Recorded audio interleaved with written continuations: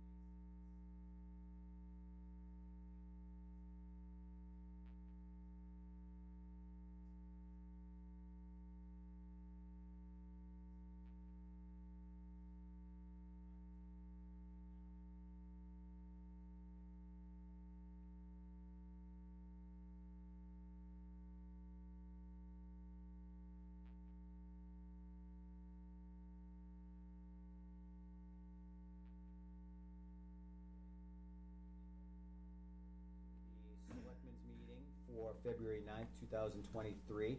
The time is 6:05 PM. Can I please have everybody stand for the Pledge of Allegiance? I pledge allegiance to the flag of the United States of America and to the republic for which it stands, one nation, under God, indivisible, with liberty and justice for all. Thank you, everyone. Yeah. Don't forget the screen. Nope.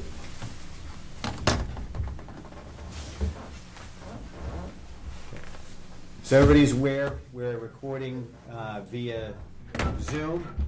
Also, I'll take care of that. It's the Google thing. You have to, when you, yeah, I'm in space. Is it good now? Hi, everybody. Yeah, it's good. Okay. test? All right. Sorry about that, we were getting a little feedback from the audio. So everybody knows we're recording via Zoom, WCAT 12. It's also live streaming on Facebook also. If anybody else is recording, please let us know so we can let everybody else know. So first thing on the agenda is discussion and vote on common viticular license for George's Pizza at 991 Main Street, Warren. Okay. So this is a renewal of the license for this. And you're here for George's, correct? All right. What's your name, sir?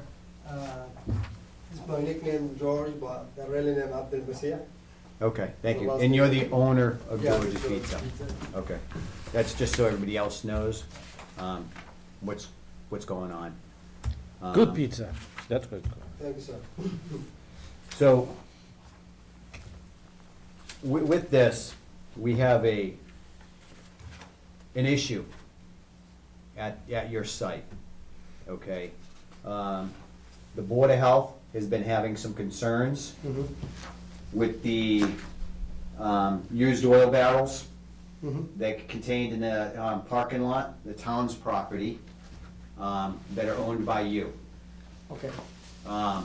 There's also some trash there, we got some pictures of that's been left there alongside of those barrels. You know, we asked you guys to remove these a while ago, and they still haven't been moved. The Board of Health was also concerned with it and tried addressing the issue with you also. And the Board of Health, in an email date from Brianna Dunn dated December 7th, 2022, for your property, subject oil barrels. She's stating the oil barrels for your that you own are still on the town property, and That letter was sent to the barrel company. okay, this was sent to the barrel company, trying to get them on, I don't know why she sent it, because this is for you. Mhm. And she's asking to collect the items, because of Mass General Law, Section 112, Chapter 11, discusses nuisances which are punishable. This is a source of filth that constitutes a nuisance. The town also has its own bylaws regarding waste in public places that can be found under Article X, Section 14, which is also punishable by a fine for each violation. And she asked to have the containers removed. We do need those removed. They were yours. And it is a problem. We've been asking for a while to move them. The bridge work has been done for quite a while. They finished early, and they're still there. Okay. So with that, do you have anything to say? I just wondering, when are they gonna be picked up? Okay, did you have anything to say? No, I'm trying to look at the space over there. Okay. But no. Do we have the pictures? Yeah, Digitally? the pictures. Digitally. Digitally, I can. You sent them to Rich? No, I didn't send them to Rich, no, I can send them. If you have them on your phone? No, upstairs. Okay, never mind. So, these are the pictures we're talking about Yes, of the issue. okay, I tried to do it, I called the company many times, okay? But this company, nobody answered. The Board of Health, asked me before, I give it him, she told me, George, can you bring me the number? I bring the number, she don't answer to her too. I asked my another oil company, I told, please, can you take this? She says, it's not mine. I order another oil, with the oil company and the trash company. I moved the trash, but this is one, you stay here, nobody answer, and then it has one too, and in West Brookfield. The company don't answer. I don't know what can I do, we're gonna hire some people, pick it up, So, I have no idea. we don't care what's going on in West Brookfield, not our Yeah, jurisdiction. I'm telling you, That's, the that's, same you take up company. with them. Yeah. With us, it's a nuisance Yeah. and a health concern, Okay, within our community. This has to be dealt with, and it's your responsibility to deal with it. okay, You know, I'm sorry to be so blunt about it, but we've been giving you a chance to fix this for a while, and it hasn't been corrected. And this, we can't leave it there anymore.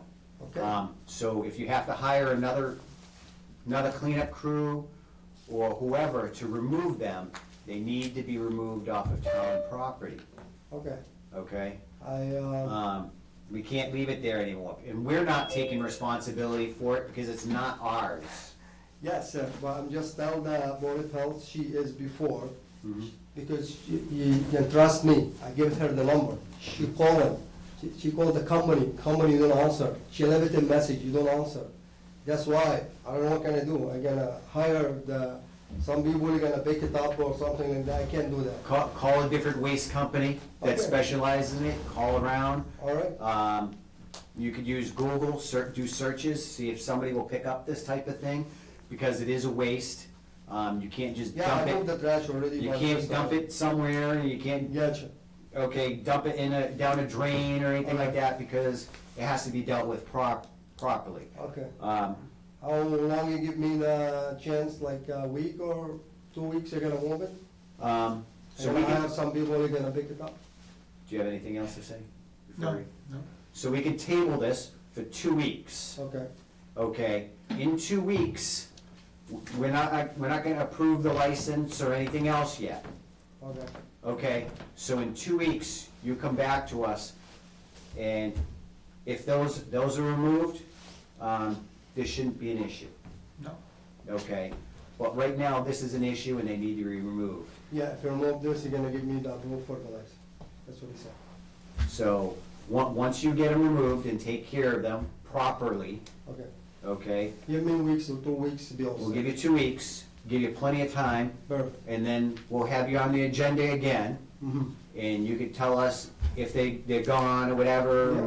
we'll monitor it too. Yeah, And we can revisit your license then, thank you, sir, okay? thank you. Do We you got have it. any questions? No, thank you. Okay. Did you have anything?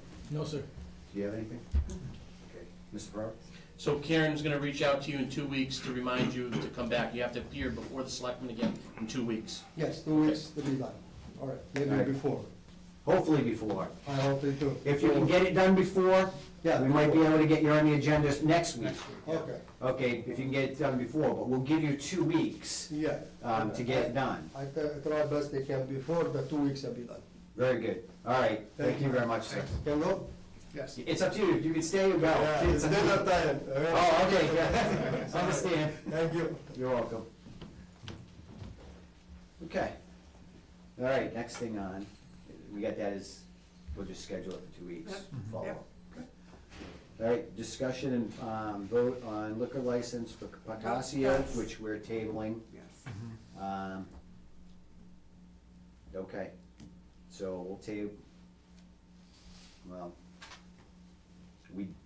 till we have a status update of what's happening. Yep. Okay. So we'll table that one for now. And then discussion and vote on common particular license for Countryside Pub, 83 Mechanic Street, Warren. Okay?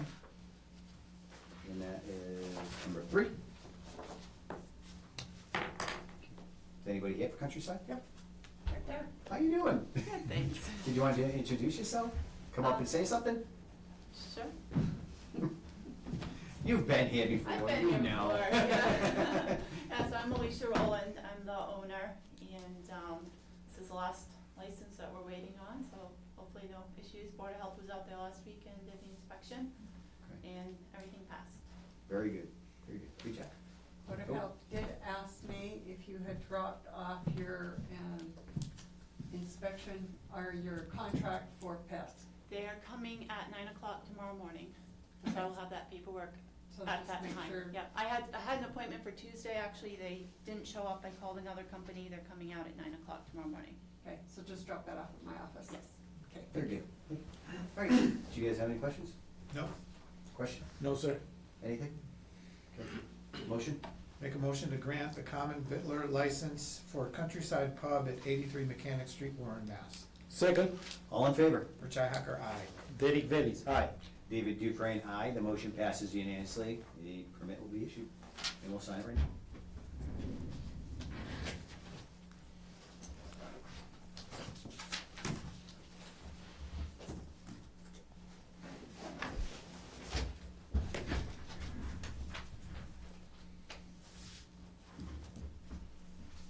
Your signature's getting smaller.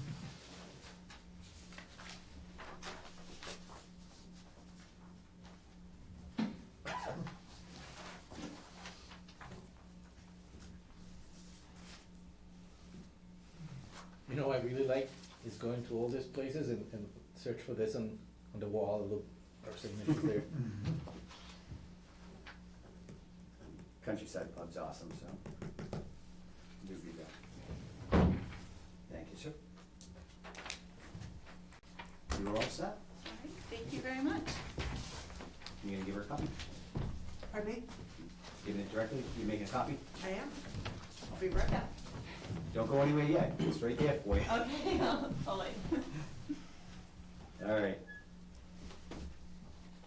The next thing on the agenda, item 4, appointment for election workers, polling place A and B. And we can make a motion for electing them. These are all election workers that have been here for quite a while. Is there anything on this? No, so there's just a memo that the town clerk is requesting that the board of selectmen sign off appointing these elected election officers for both polling place A and B in town. Okay. You might want to read it straight off of the town clerk's, Yeah, that's what I'm gonna do. so we don't miss anybody here. We go by what she has. All right, so I'll make a motion to appoint the following election workers. Except she does not want you to designate A and designate B. She wants them to be able to go to both, so when you do it, do. So for A and B polling, Yeah. and Yeah, then- okay.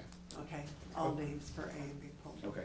All right, so I'll make a motion to appoint the following election workers for polling places A and B. Kathleen A. Banis, Cynthia A. Baxter, Heather L. Bridges, Sylvia Cummings, Kathy M. Duncan, Cheryl E. Gagnon, Karen Kelly Garay, Drew C. King, Kathy J.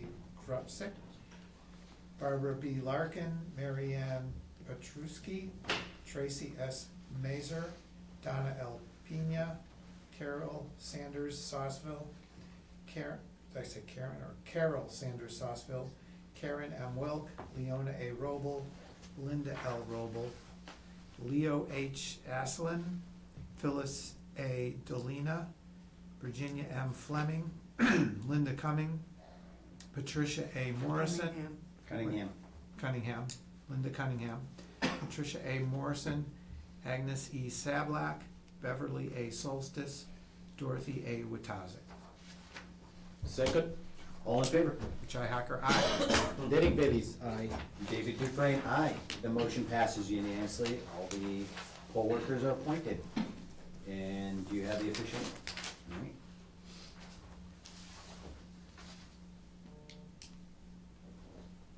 Okay.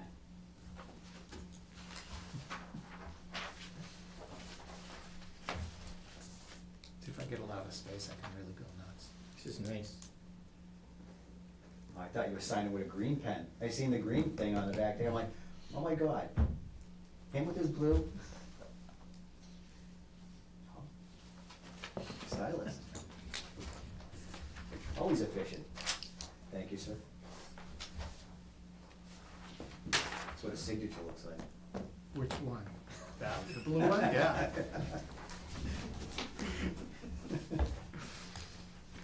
All right, discussion and vote on the agreement between Pioneer Valley Planning Commission and the town of Warren. Okay. What do we have on this, sir? So, Mr. Chairman, members of the board, before you this evening is a agreement between the town and the Pioneer Valley Planning Commission for professional services to complete and submit a first draft of the South Warren Cemetery National Register nomination for the town. A few weeks ago, the chairperson of the Historical Commission, Sylvia Buck, had contacted me and requested that an agreement be drafted and submitted to the Board of Selectmen for review and hopefully ratification to enter into an agreement with Pioneer Valley Planning Commission to provide these professional services. The cost is approximately $3,000. The contract is before you this evening, has been signed by the Executive Director of Pioneer Valley Planning Commission, Kimberly Robinson. It's not to exceed the $3,000 limit. As I indicated to the Historical Commission, to Ms. Buck when she came to see me, the selectmen are the only ones that have the authority to enter into a contract.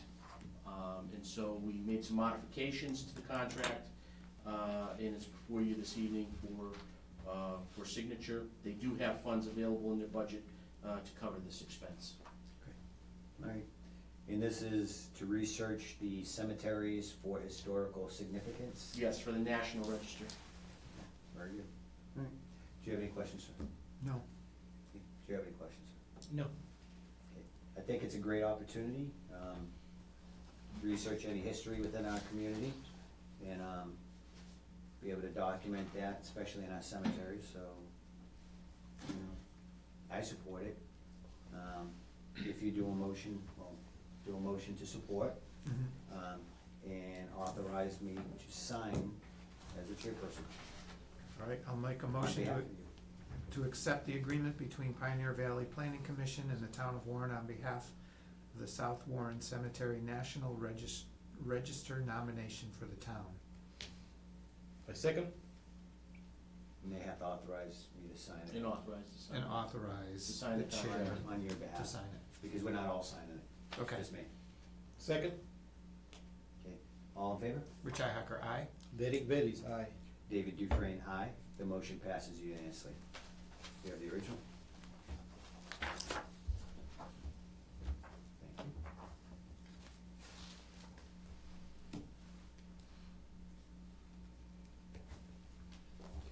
Thank you. Thank you. Okay. Next one, discussion and vote on the agreement between Central Massachusetts Regional Planning Commission and the town of Warren. Sir? Mr. Chairman, before you tonight, we have a memorandum of understanding. It's a pretty standard memorandum of understanding that has historically been signed by the board between Central Mass Regional Planning Commission and the town for its assistance with its CDBG application. And, you know, acknowledges that CMRPC will help with the preparation and submission of the application and coordinate with the local town officials, staff, consultants, and will, you know, work with the local officials for projects moving that are CDBG related funding for fiscal year '23. Do you have any questions? No?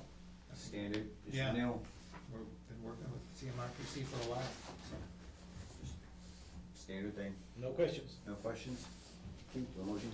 All right, And remember to authorize me to sign on before you have it. okay, I'll make a motion to approve the agreement between Central Mass Regional Planning Commission and the Town of Warren to obtain competitive FY 2022-2023 Community Development Fund, and have the chair sign the agreement.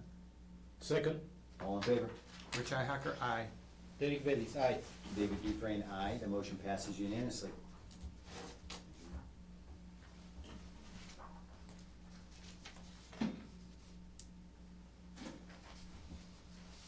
Thank you, sir. Okay. Number 7, discussion and possible vote to accept the provisions of Chapter 269 of the Acts of 2002, which is consistent with the Worcester Regional Retirement Board's December 20th, 2022 vote, will provide an additional 2% cost of living increase for eligible Worcester Regional Retirement System retirees, retroactive to July 1st, 2022. Okay. Mr. Farrar? So, Mr. Chairman, before you this evening is a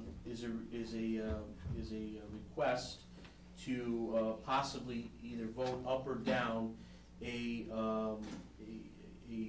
amendment that was passed by Governor Baker in December of last year that allows for an adjustment in the cost of living for an additional 2% for our retirees.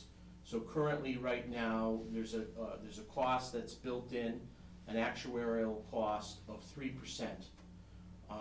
Communities in the Worcester Regional Retirement System, which there's 99 communities, have the option of opting in to get their retirees an additional 2%, starting in fiscal year 26, which was when we'll see the assessment. But the 99 communities have the option of voting. It only takes 34 of those 99 communities, essentially a third, to allow for this. So if a third of the communities vote in favor of it, it's automatically gonna happen. So with that, in your packets this evening, you'll see that the assessment, that if you look at the fund actuality of accrued liability, B, C, and D, that's for the retired members and beneficiaries, the disabled members accidental, and the disabled members ordinary. If you add up those three figures, and then you times it by 0.001188, you'll get an increase of about $8,900. So For the year. A year, yeah. So the town's appropriation, which is usually paid every July 1st, because we get a discount if we pay right at July 1, at the bottom is $569,286 for this fiscal year. You'll see that, there will be an increase of about $8,900 if you were to give an additional 2% to the retirees on that, based on the current retiree number. We have currently 25 retirees. Now, that could change, right? It could increase, it could decrease. And currently, we have 25. Over the course of this $8,900, you'll see that it will also increase to 4% to make up for the retro, which would bring it to an additional $347 on average per year up until 2026, up until 2036. So you're looking at approximately $9,000, give or take, depending on the number of employees, for an additional assessment in which we wouldn't see until fiscal year '26. But it would give the retirees an additional 2% cost of living increase for them. Okay. And like I said, if a third of the communities vote for this, it's automatic. So every community would have to participate. If we decided to do nothing, which we certainly could, and a third approves it, we're gonna have to pay it anyways. Okay. Do you have anything? It's $9,000, I don't know, it doesn't, how big is our budget, 10 million? I mean, inflation has gone up, they're not getting any other income except this probably, or, Social Security and stuff maybe, but I don't have a problem with it. It Yeah. seems like very short money. There was a correspondence that's in your packet from a Cynthia Dolan. That is number 16, 17. She Dolan has is number written a letter asking the selectmen to support it. Okay, so I'll read her letter. Cynthia Dolan, January 18th, 2023. Dear Select Board members, I am reaching out to each member regarding the Worcester Regional Retirement System, Chapter 269 of Acts 2022. The 2% cost of living adjustment, which was signed into law November 16th, 2022. The law is applied to the regional retirement system, requires a 2/3 majority vote, 34 of the member towns. Please consider approving this 2% COLA before June 30th, 2022. As a recent retiree of 32 years of service at Warren Community Elementary School staff as a paraprofessional, this 2% increase will help me and others live this side of life with a bit more of ease. Sincerely, Cynthia Dolan.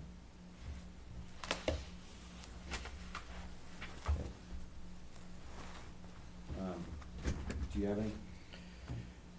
They deserve 4%, right? I agree with this. Does anybody from the public have any questions? Anybody on Zoom? Nope. So, I wanna make sure our retirees are taken care of. Things are hard these days, and they really don't make a lot of money in the first place. They're having it's difficult these days, especially for our retirees. And they've done a lot for our communities and helped us over many years. And it's the least we can do to try to help them and be there for them when they need it too. So, I'm in support for it too. I have no problem with it at all. I think our retirees and our employees should make more. But we have to live in reality too. We don't have an infinite amount of budget, and what we do affects taxpayers. But this is one of those things. These people are taxpayers within our community too, and they've done their time. This woman, Cynthia Dolan, has done 32 years with our school system. I think it'd be a good thing. So, if you wanna make a motion. All right. And this does not require town meeting approval. It only requires a simple vote of the Board of Selectmen. And the odds are this is gonna happen anyways. It very well could possibly be. We'll know Because of a in June. 2/3 vote, We'll know in June. yeah. All right, I'll make a motion to accept the provisions of Chapter 269 of the Acts of 2022 and make it retroactive July 1st, 2022. I would read the entire, Rich, if you could do the entire thing, to accept the provisions of chapter 269 of the Acts of 22, which are consistent with the Worcester Regional Retirement Board December 22 vote, will provide for an additional 2% cost of living for the Worcester Regional retirees retroactive to July 1 of 2022. You want to make that, read that exact thing? Sid moves. So moved. Okay, all right. Second. You did a fabulous job, Jim. Yeah, thanks, Jeff. All in favor? Rich Ihacker, aye. Derek Bailey's aye. David Dufresne, aye. The motion passes unanimously. You didn't think you were gonna be reading that article? I wasn't gonna stop him. He was No, on I a see roll, your eyes and I'm light up, like- you're like, oh, let's just let him do it. All right. So on to item 8, discussion and possible vote on the use of the town's solar credits for National Grid to help offset the cost associated with the installation of an energy management system at Warren Elementary School. Okay, sir? So, Mr. Chairman, as the board is aware, the town was a recipient of a Green Communities grant spring of last year. Prior to me getting here, there was a discussion with the town and the school department to apply for this energy management system, and because there was a significant need to regulate temperatures at the Warren Elementary School. Some classrooms, as I walked in early on in my time here, you'd walk into a classroom, one classroom would be 60 degrees, the other classroom would be 80 degrees, and this system will help regulate and also make it more energy efficient and hopefully in turn save a lot of money on energy costs. And so the town applied for this grant. The town was awarded the grant. It's for $200,000 from Green Communities. The overall project is $395,000. There's some National Grid incentives of about $48,000. There's some solar credits that I'm proposing to use for the project that will help offset some of the costs that the school department will have to incur. The estimated cost of the project is $395,000. We have about $200,000 worth of a grant. We have $48,000 of a National Grid credit. Still leaves us short, approximately $150,000. The previous administration at the school had indicated that they were going to use ESSER funds. Instead, they had to use ESSER funds to fund a deficit within their budget. So we were scrambling with a new administration to identify how are they going to pay this. And obviously, the town is not in a position to pay for it. So with working with National Grid has a program called on-bill repayment program. It's an ORB, which allows them to finance the balance of the project because it's an energy efficient project and it's going to save quite a bit of utility costs. And it allows them to finance the project for 5 years at 0%. And to have it as their on-bill repayment program. And hopefully, it is the hope that the savings will outweigh the costs. And therefore, the savings that they are going to get in their utility bills will offset the cost of what their balance they're gonna have to pay. So we were looking at trying to use whatever we had left for solar credit balances.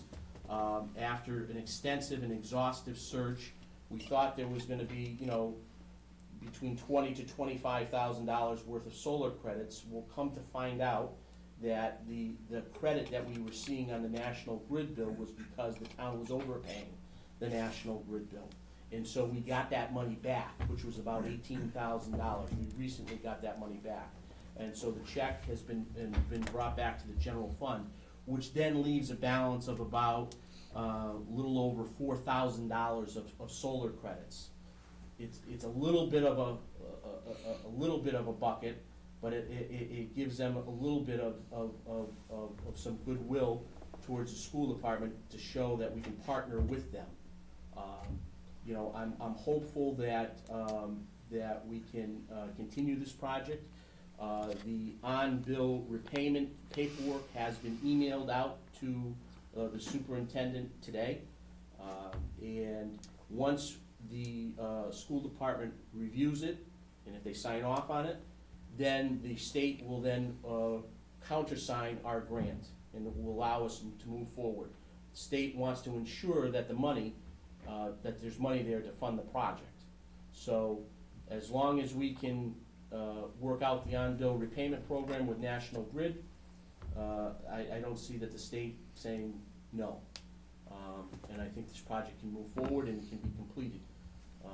And I think it's a really good project for the school.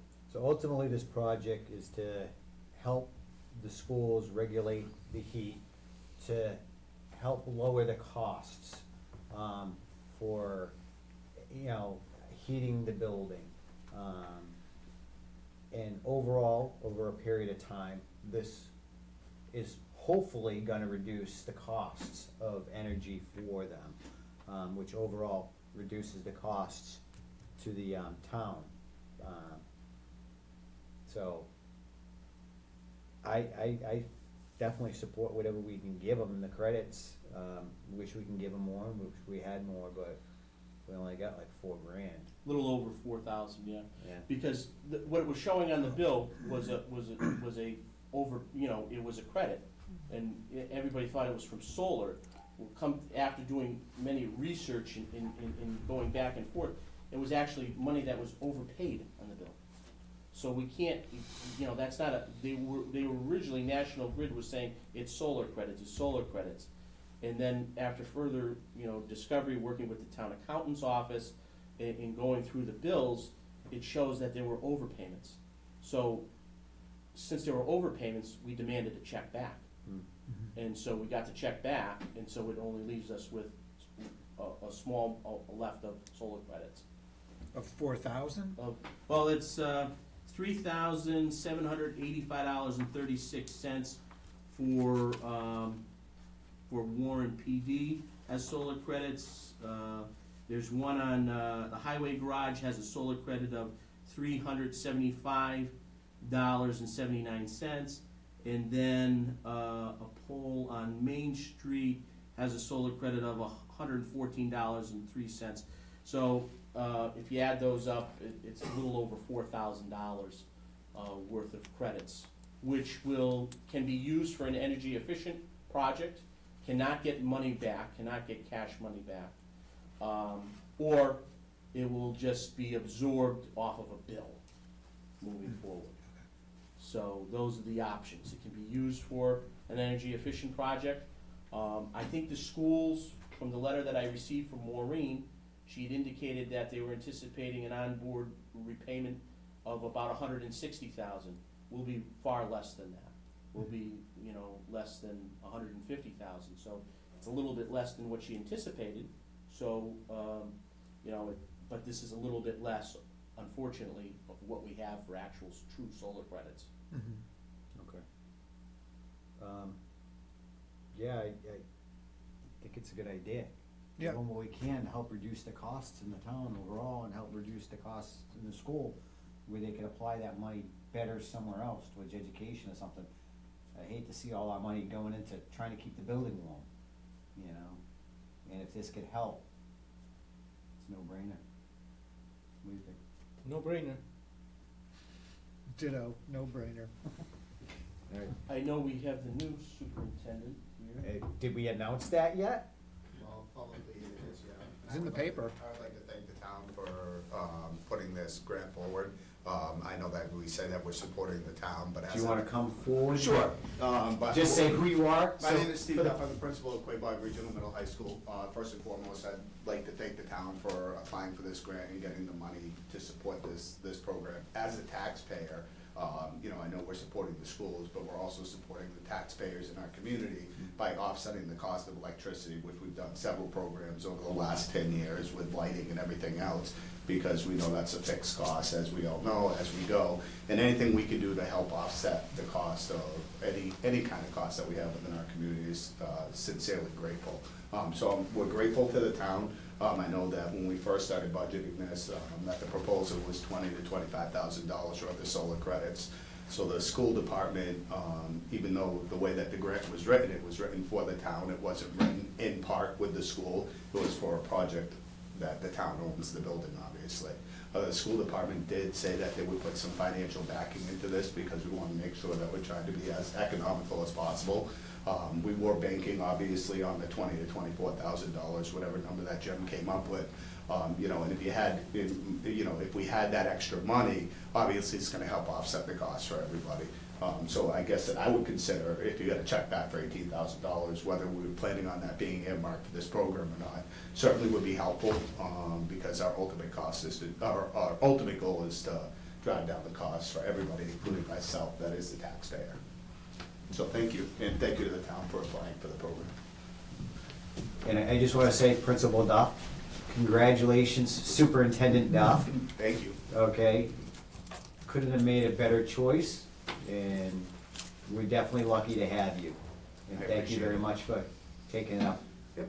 And I look forward to a continued partnership with the Board of Selectmen. We know we could absolutely work with you, Yep, thank you. Steve, you're the best. absolutely.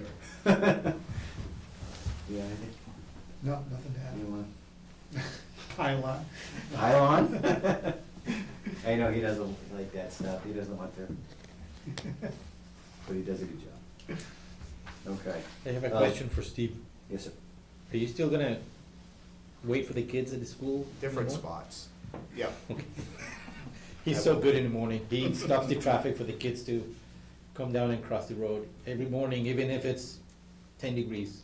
Yeah, the better question, are you gonna memorize all the high school students' names? Well, I got all that. He knows everybody. He knows everybody. That just amazes me. Like, awesome choice. You're on the side. The other day, I walked with him with the school, and walking with Steve in the school is like walking with a celebrity. Yeah. Everybody says hi.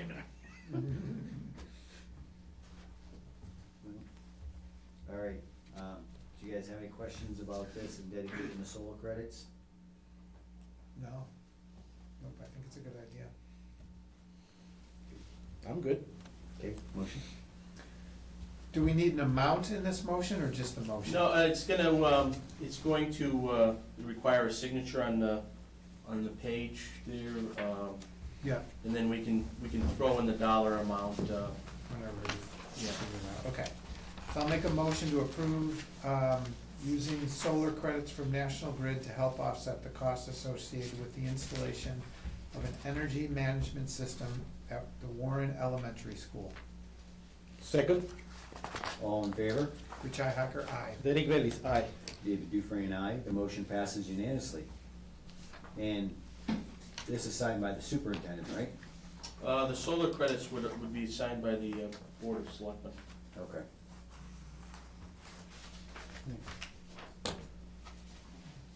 Do we have that? Mm-hmm. Yep. It's right here. All right. Who's looking for it?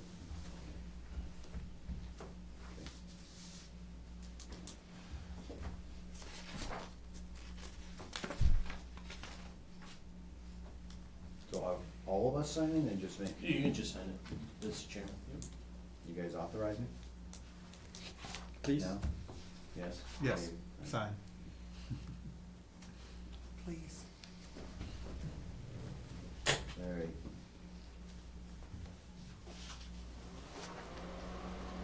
It's very loud. What is that?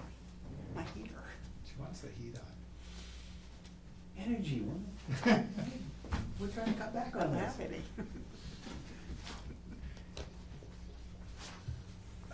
Maybe if we get you one of those like treadmill desks. You could sit here and like walk. And we gotta get her those little hand warmers. Oh, yes. Mr. Chairman, I have some. can I ask one question to Steve? Absolutely. So see, Steve, who is gonna be the principal member? It's posted, the position went up on School Spring and other, public sectors, and so it's open until March first. So we don't have a principal We yet? don't have one yet, no, we'll do an interview committee, and then we'll move forward from there. very good. Good job. All right, anything else? No, sir. All right, moving on. Okay, number 9 on the agenda. Review a request from the Board of Assessors to start Betty Jo O'Brien, candidate for Assistant Assessor at Step 3, Grade A2 on the wage scale and possible vote. Okay.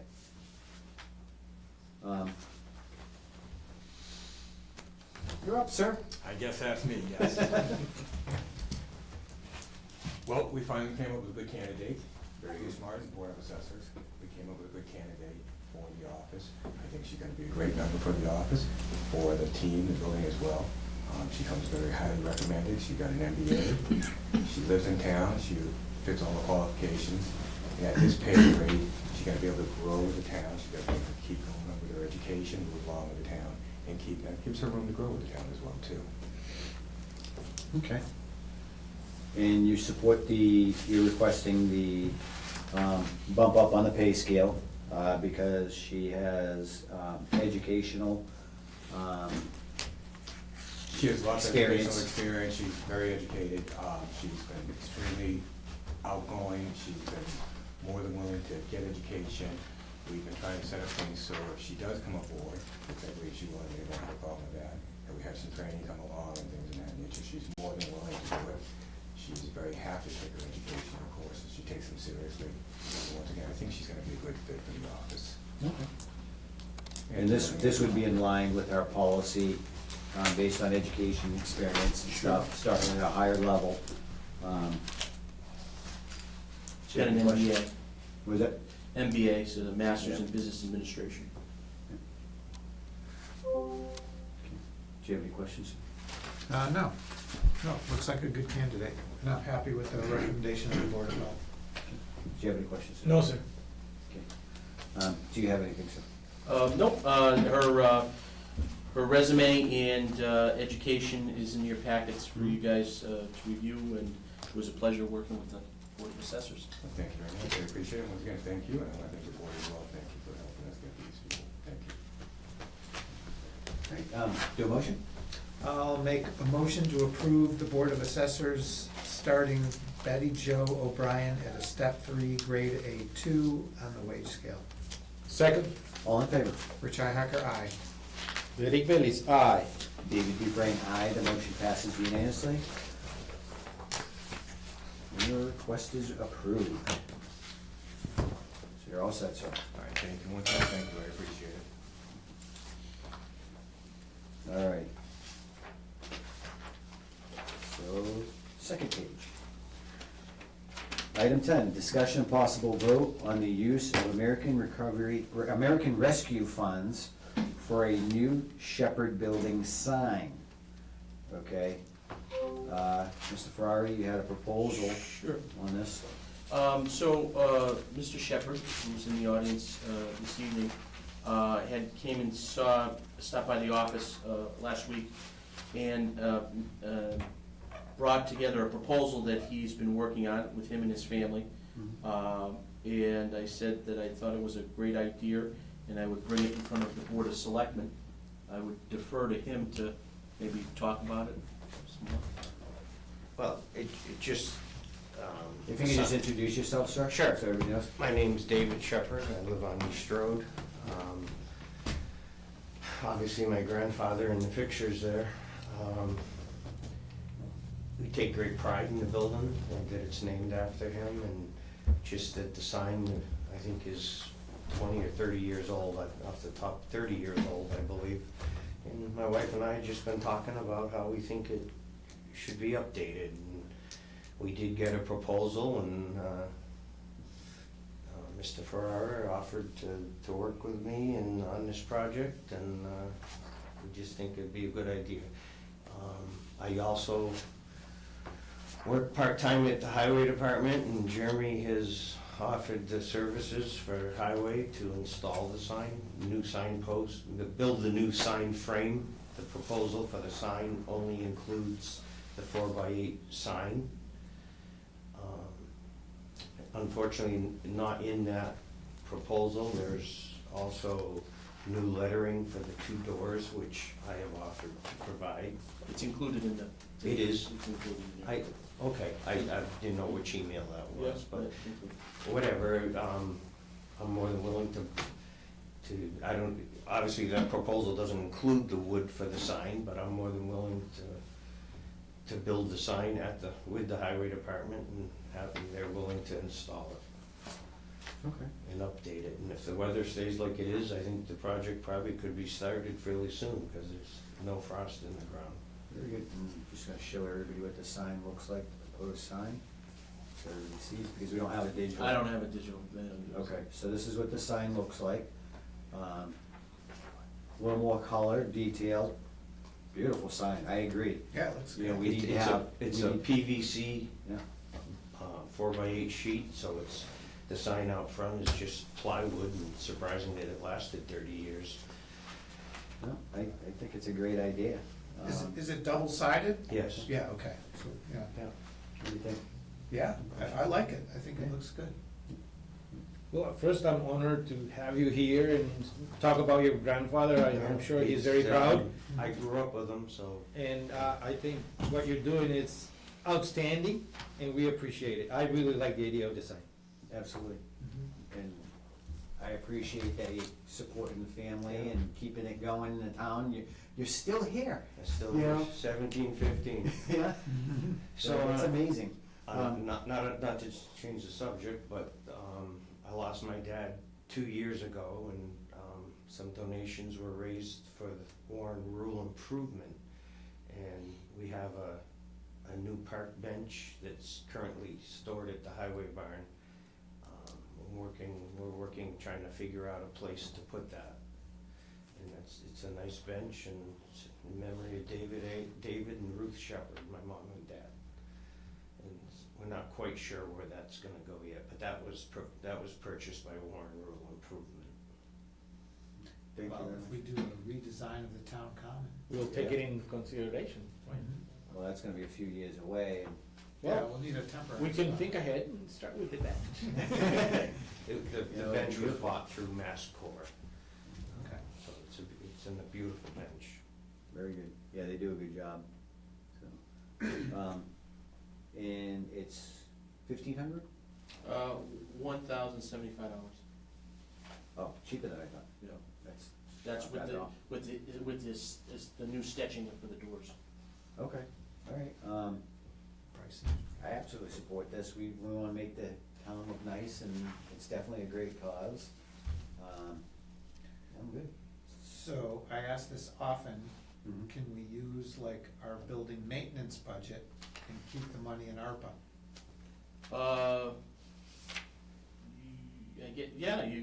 You could use, But how much do we have in building maintenance? Because we're still Right. looking at the floors yeah, for the 2 offices. oh, no, that would be office improvement stuff, that wouldn't qualify for this. But the Shepherd Maintenance has enough money in it. Shepherd Maintenance Shopper does, maintenance. because a new sign would be the maintenance, right? Sure, Yeah, part Okay, of the facility. yeah. We could probably use that instead of using the ARPA. Yeah, we can certainly do that. And how much do we have in there now? As of the last report I have, we have like 47,000, Okay, I think we can do that. or 37,000, sorry.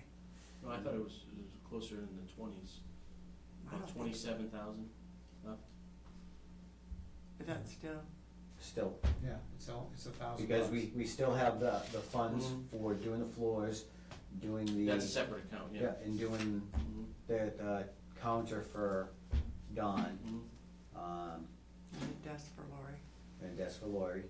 And then we gotta get 2 storage cabinets for the bathroom to put all, Mr. Dusty's supplies in.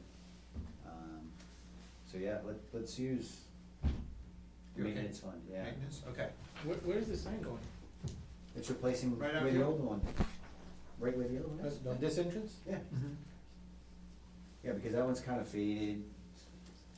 Kind of. Someone, I believe Peg Gorman, maybe even last year had mentioned doing something about that sign. But just, there were so many other things to deal with at the time. So this is good to. Definitely. That we're. It's a good dealing looking with sign, that. it's nice. Dave, this is all vinyl lettering. Yeah, it's a PVC board with vinyl lettering. 30-year outside. It's gonna last a long time. Well, that's what it is, it will, yeah. I'd have to keep it on right. Mhm. And this, I, you know, we looked at the current sign posts and they're rotten, they've been repaired and it's time for a new one. Absolutely. So, yeah, All right, let's so- definitely support it. Okay, so I'll make a motion, to use funds from the building maintenance account of $1,075 for refurbishing the Shepherd building sign. I wouldn't say refurbishing, I'd say replacing, Yeah, replacing. because it's not a refurbish. Okay, I replacing, would re-say that, you know, replacing. yeah. And graphics for 2 of the entrance building doors. Yeah. You want me to reread the whole thing? Yeah, you have to. All right. So I'll make a motion to set aside $1,075 from the building maintenance account for replacing the Shepherd building sign outside and The graphics for the for 2 vinyl doors. graphics that appear on the building. Second? All in favor? Richi Hacker, aye. Derek Bailey's aye. David Dufresne, aye. The motion passes unanimously. Thank you. Thank you very much for taking this on. Appreciate it. Okay. Continued discussion and review of a universal employee evaluation form and possible vote to adopt. Okay, so we've been working on this for a while, so everybody knows, we don't have a standardized, format for doing employee reviews. And, Mr. Farrar has been working very hard, with us, and the individual departments to come up with a review form, so we can properly review our employees' performance. So this is what this is for.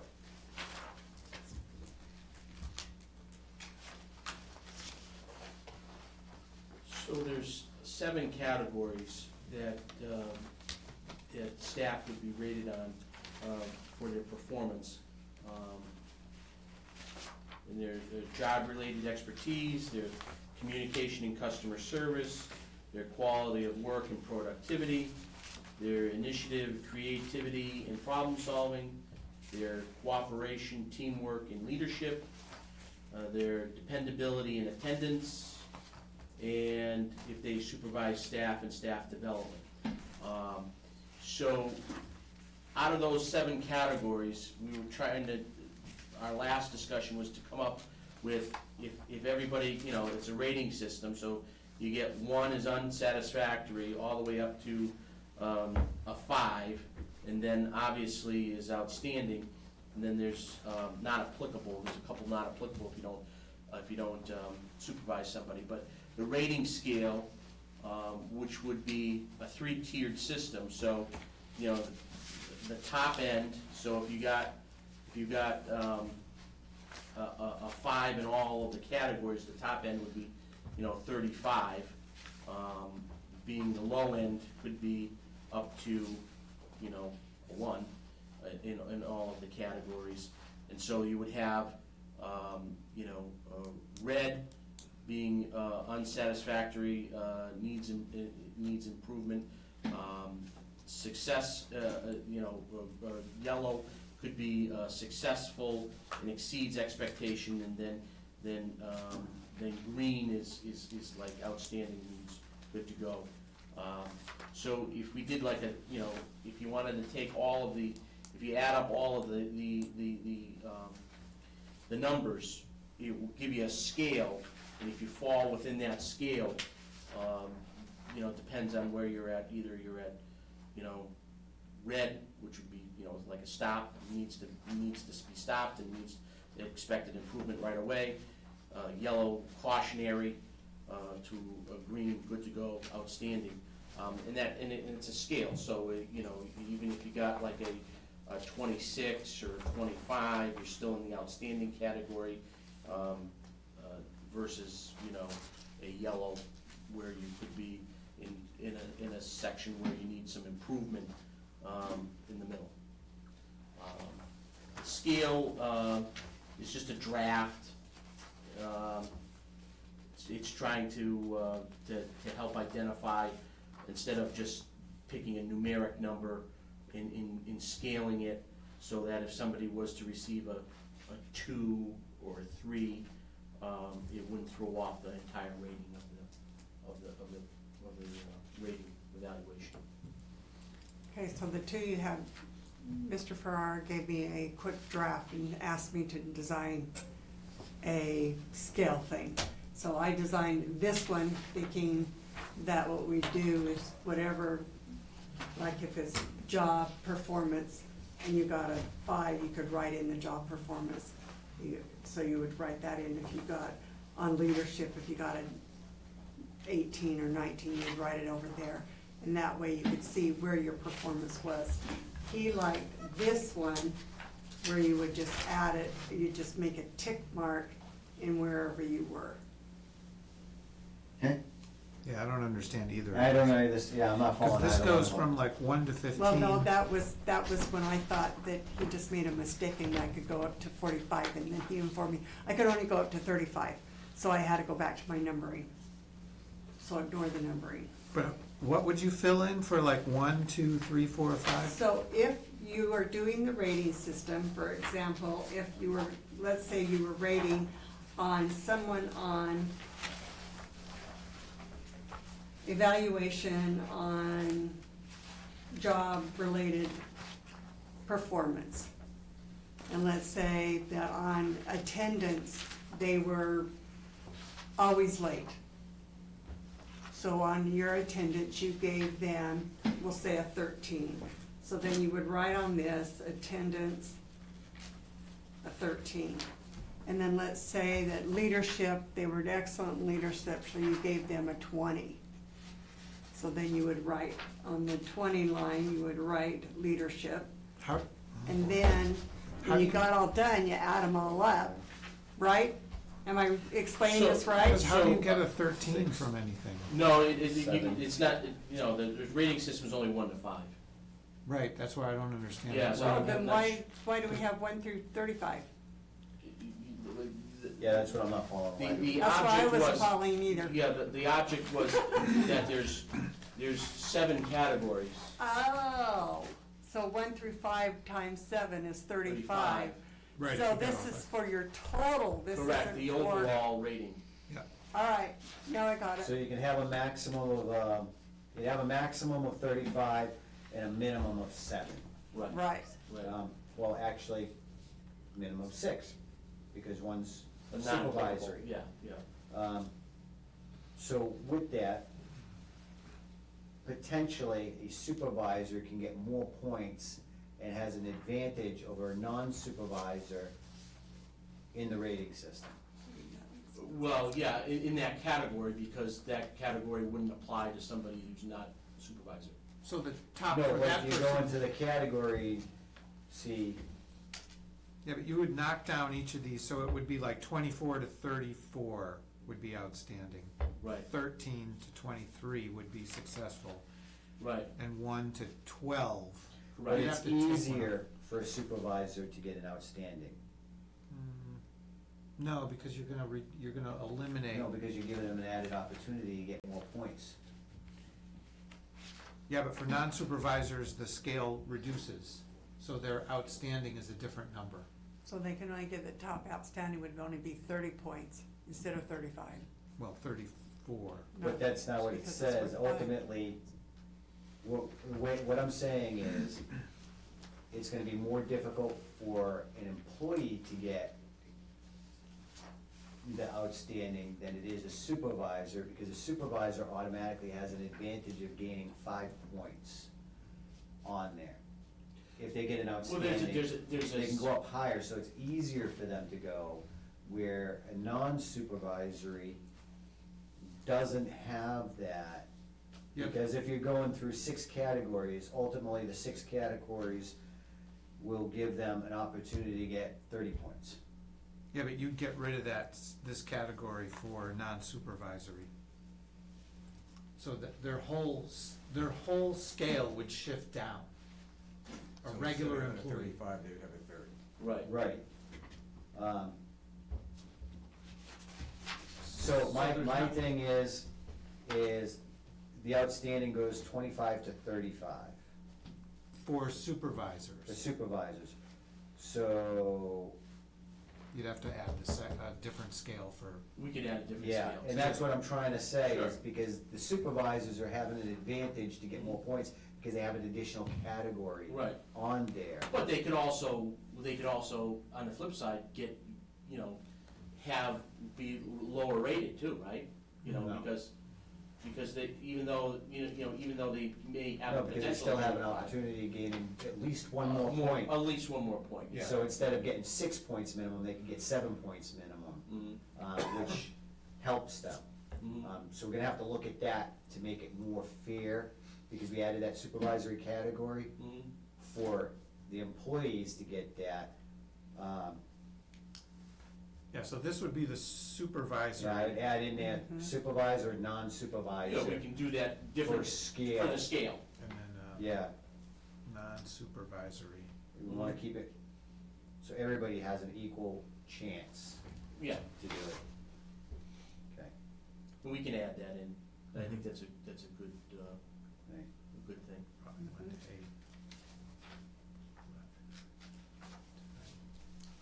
I think everything else is getting right on point now. Yeah. 20 through 30?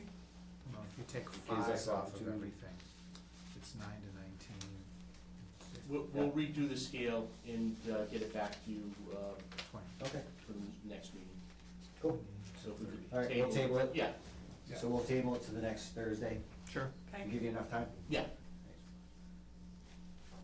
now that I understand what you're doing, it really helps. Yeah, we understand. Well, I was. As long I as was- we know Yeah. what's I was going on. Confusing everybody. Yep. All right. Okay. So we're tabling that, and we're gonna move on to Police Department, January 2023 monthly report. Sir, you're up. What? Please, Chief. Nice to meet you. This is for January. Oh, I put 2022. I didn't change the. Yeah. Yeah, this report is very late. I'm already starting the year off. Oh, first of all, congratulations to Mr. Duff. Thank you, Chief. He's a big asset to this town. This month, we responded to we logged 1,723 calls. 66 incident reports were generated. 4 on-view arrests, 4 warrant arrests, and 15 summon arrests for a total of 23 total AR members this month. There's 1 PC, 155 motor vehicle stops, and 65 citations. You had 13 felony arrests too. You skipped over that one. Well, that's investigated. Okay, so 13 felonies Right. investigated. Right. So, it's busy, Yep. very busy. Yeah, we stay busy. This month spent a lot of time with town administrator and the budget. Met with the town administrator and the town accountant towards the end of the month to review the budget numbers. Also this month, Officer Sujin, we were able to get him into a shorter academy. So he started that, and he will be done by the 28th of February. We'll have everything completed. On the 3rd, I attended my monthly Homeland Security meeting that month. This month, we started getting and reviewing projects that people were submitting. On the 9th, I attended the Central Mass Chiefs monthly meeting and training.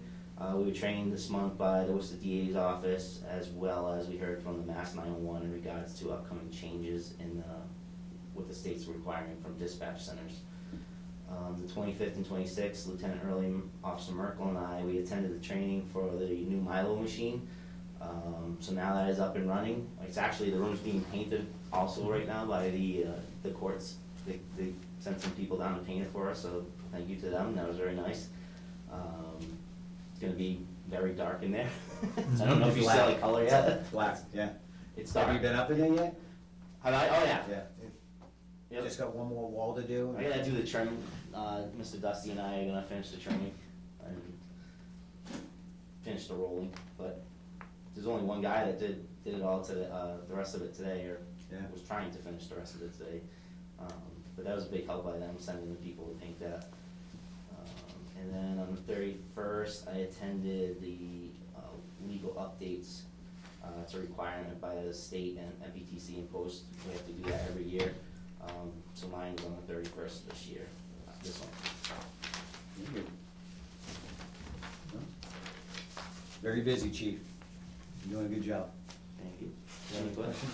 I have a question. You know, I've been looking at these for what, a year and some and a half now, something, 2 years? So, do calls logged include any of the other numbers below it? So in other Yes. words, So motor vehicle stops are in that. okay, so this is like your total activity. Right.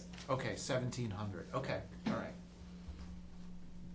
Which is still ridiculously high for a small town. Yeah, and so, obviously, if you add up all these other numbers, they don't add to 1,723, so the No. others like, So that's just a touch of just the major stuff, like the rest. Yeah. So, say they responded to, I don't know, 10 domestics, that would be in the 1723. or wellness checkup, right, or something like that, Yeah, or? someone calls for a wellness check. Yeah, That's okay. something that they would dispatch to, that's in there. Noise complaints. Accidents, Okay. noise complaints, anything like that, that would be in there. Barking dogs. Barking dogs. When they come check this building at night, they log it and make sure that so Okay. anything happens, we can go back, see when someone's here last. Okay, And then the annual report, I put more in there, it shows more of the stuff they did. okay. Very good. Any more questions? No, Any questions?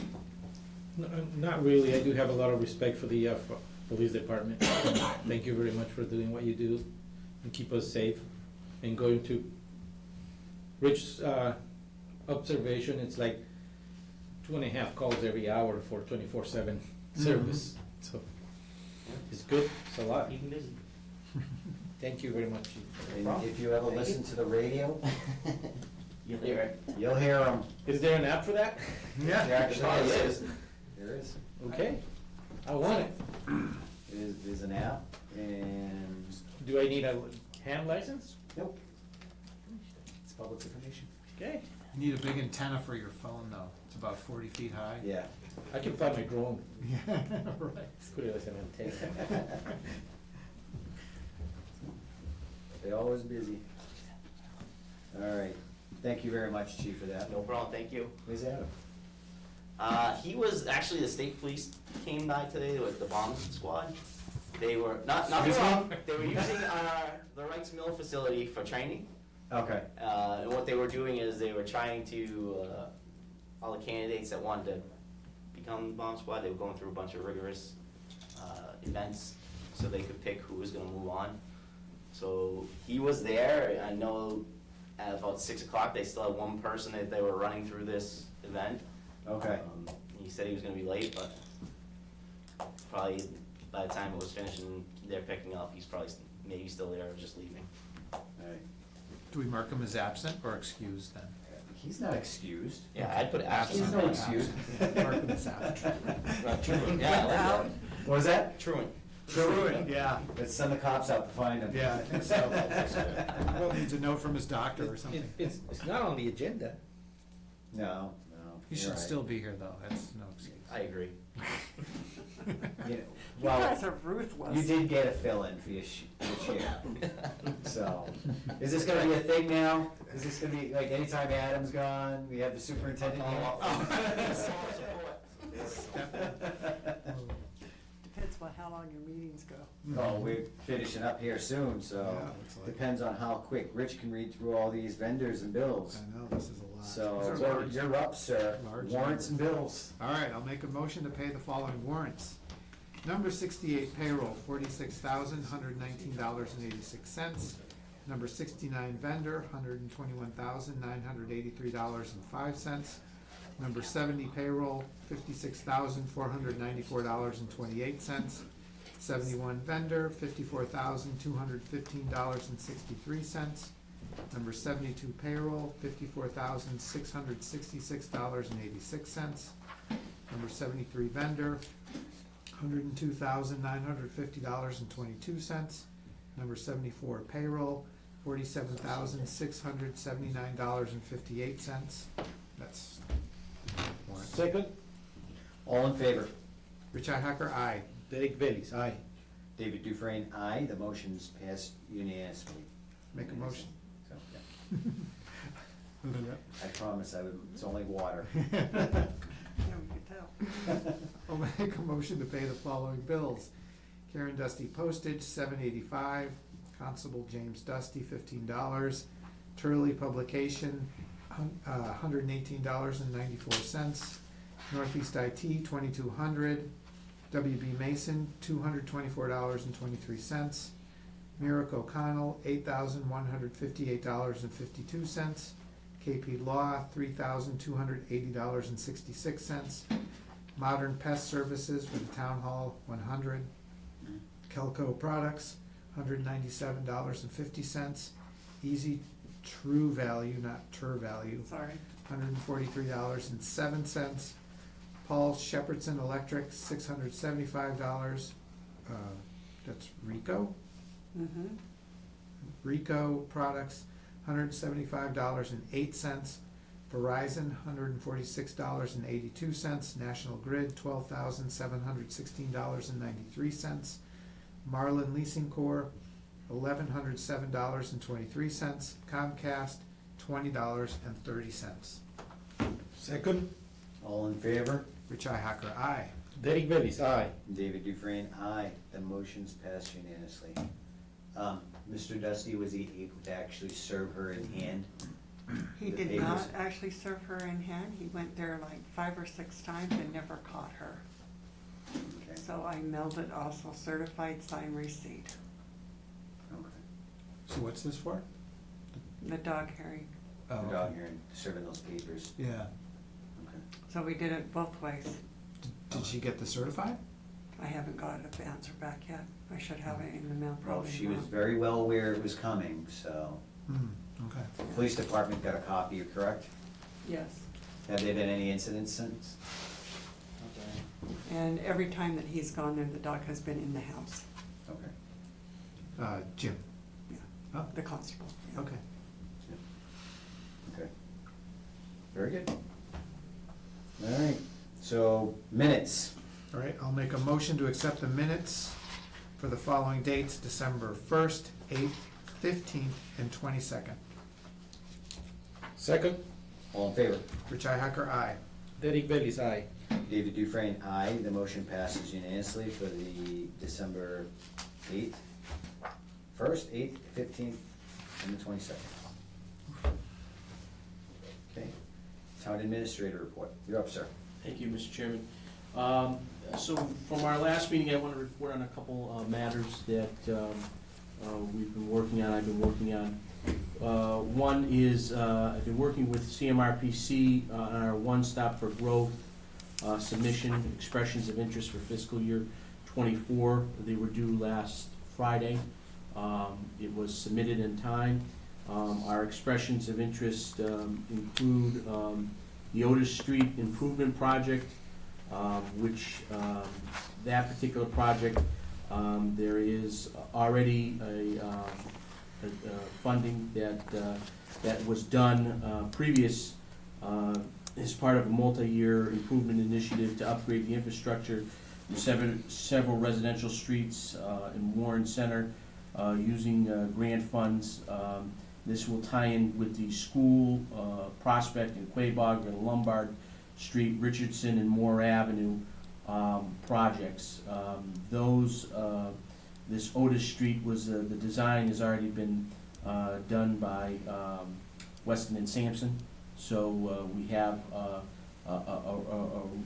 viable, ready project right there, ready to go. We also have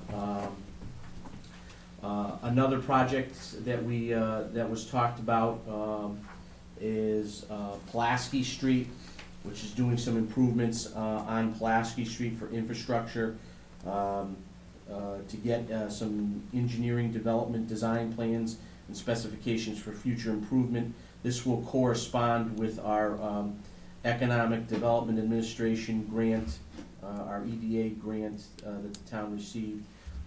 If this project was to be funded by the One Stop for Growth Committee, this would correspond with our EDA grant, with improvements on Pulaski Street. Will help us get us some engineering and design for that project. We also talked about doing a Main Street Route 67 sidewalk design, extending sidewalk between and replacing sidewalk between Warren and West Warren. There's a huge straightaway that would require us to do some additional sidewalks and to repair existing sidewalks there. If there was funding available, that's a very possible project. Several times that in the evenings I see people running, and they're running in the road. It would be nice if they had a sidewalk where it'd be more pedestrian friendly. There's one individual, is a real diehard gentleman that I see him running every evening, in the dark, in the road, dangerous.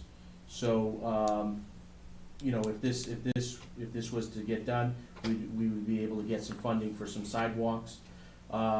We also did an expression of interest for an overall Warren master plan.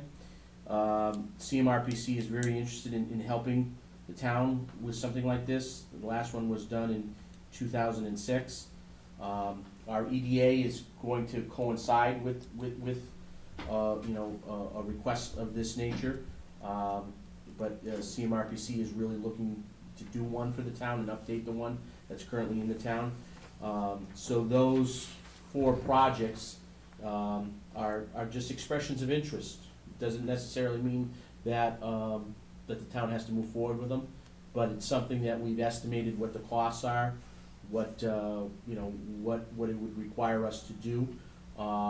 These have been talked about at CDAC meeting, in working with Chris and CMRPC and the committee.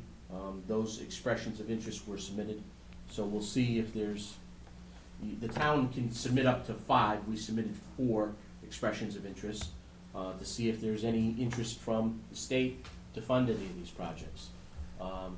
There's grant money out there, and those are some projects that we were looking to try to tie in, and especially with Otis Street, that would work real nice with the design that we have, and coincide with, School and Prospect Street as well. So it'd be a nice, complement each other very well. So those have been submitted. Also on that day, I submitted a grant for risk, for a wellness grant from Maya. That was submitted on that same Friday, the 3rd. It's a wellness grant. We're trying to get some monies to redo some of the employee break room. So we have a very old refrigerator in there that doesn't close properly sometimes, and employees have came to me and said that, if the door's not closed properly, the food would spoil, and, it's an old refrigerator, and it's probably seen its useful life. So we put in a grant to see if we can get a new refrigerator, to see if we can do an upgrade to the microwave. I actually, matter of fact, I think the microwave might have died today. Good That timing. would be very helpful to the employees. Get it to work. It's an improvement, and what this grant is looking to bring in wellness is what they're looking for, and this grant mirrors what we're seeking to do, along with doing some cleaning and some upgrades into the floor in there as well. That is also part of an overall quote to get that done. So it makes the break room a little bit more inviting, a little bit more friendly. It will help our employees. As you know, we can't spend taxpayer monies on personal products such as, you know, a refrigerator or microwave for our employees, but we can look for grants, right? And to help us get that. And so that was submitted as a wellness grant. And from Maya's perspective, they were really looking for something that would gear towards, you know, revitalizing a break room, you know, and helping the staff enjoy productivity and So- enjoy. Since we're touching on this, do you have more? Yeah. Okay, but we're touching on the break room Mhm. right now. I was in there with Mr. Dusty, and I had an employee come to me previously, and one of the concerns is the break room in there. One of the things that we can do is, there's a shower in the break room. Right. They don't need a shower in the break room. Mhm. Right now, currently, you have bottles and cans and bags filling up the shower in the break room as storage, okay? We can look at removing the shower from that area and taking down the shower curtain rod, replacing the ceiling tiles from 1960 that are in there, because they're just these tiles. I don't know if you've been in there lately. But replace that, that will help make it look a little nicer. But the big thing is get that shower out of there and put in a sink. We could put a sink in there, the little counter, to help them so they can wash dishes and do whatever they need to do in there, clean off, get some water. They could do that. The other thing, the toilet that's in there. I walked in there and it's shoulder to shoulder on the walls. You know, if you have to go in there, you have to turn around and back in there to use the toilet, because It's women's only, back off. it is women's only, but I'm like in there and I'm like, how is this used? I'm like, there's no room to turn around in this thing. The wall that's right next to him, okay, and I don't know if Sylvia Buck would be great to know about this, because if anybody has the combination to the safe in the restroom, that would be really interesting to open up. Because nobody has opened up that safe that's in that bathroom since the building's closed.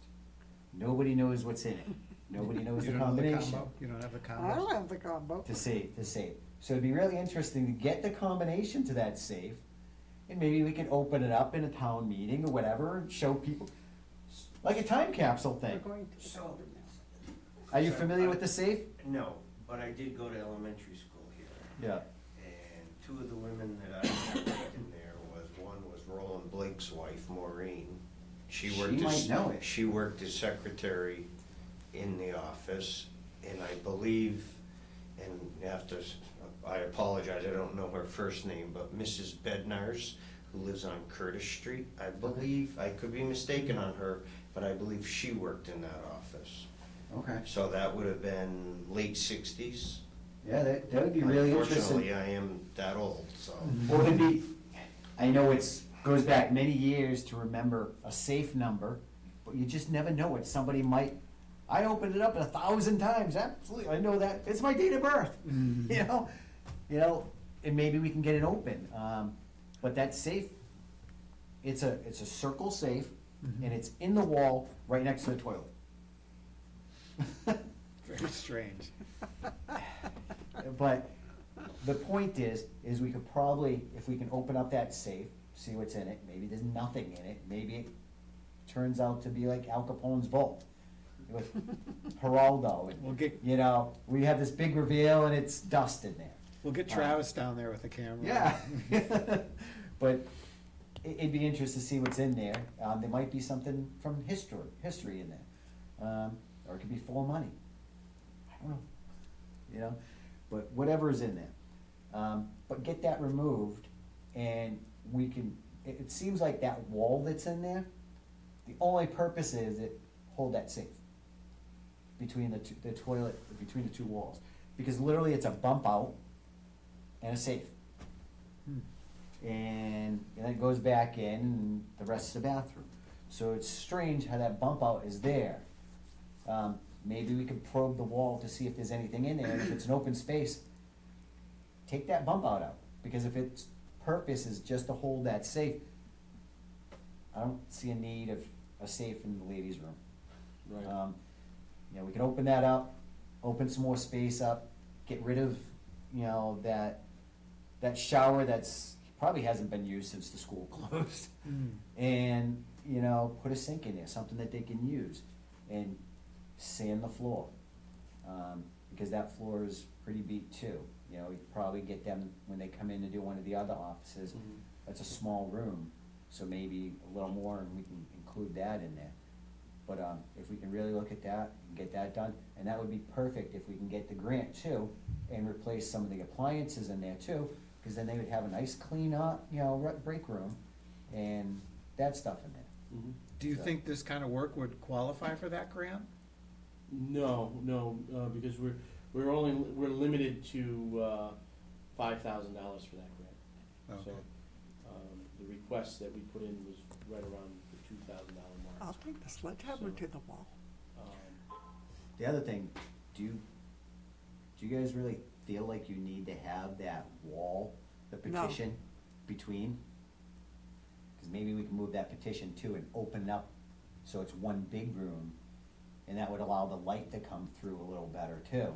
Cause if we can remove that partition wall, it really kinda limits what they can do in there for tables and chairs in there, because it, you know, they got where they can sit down, but it's literally just another office back there.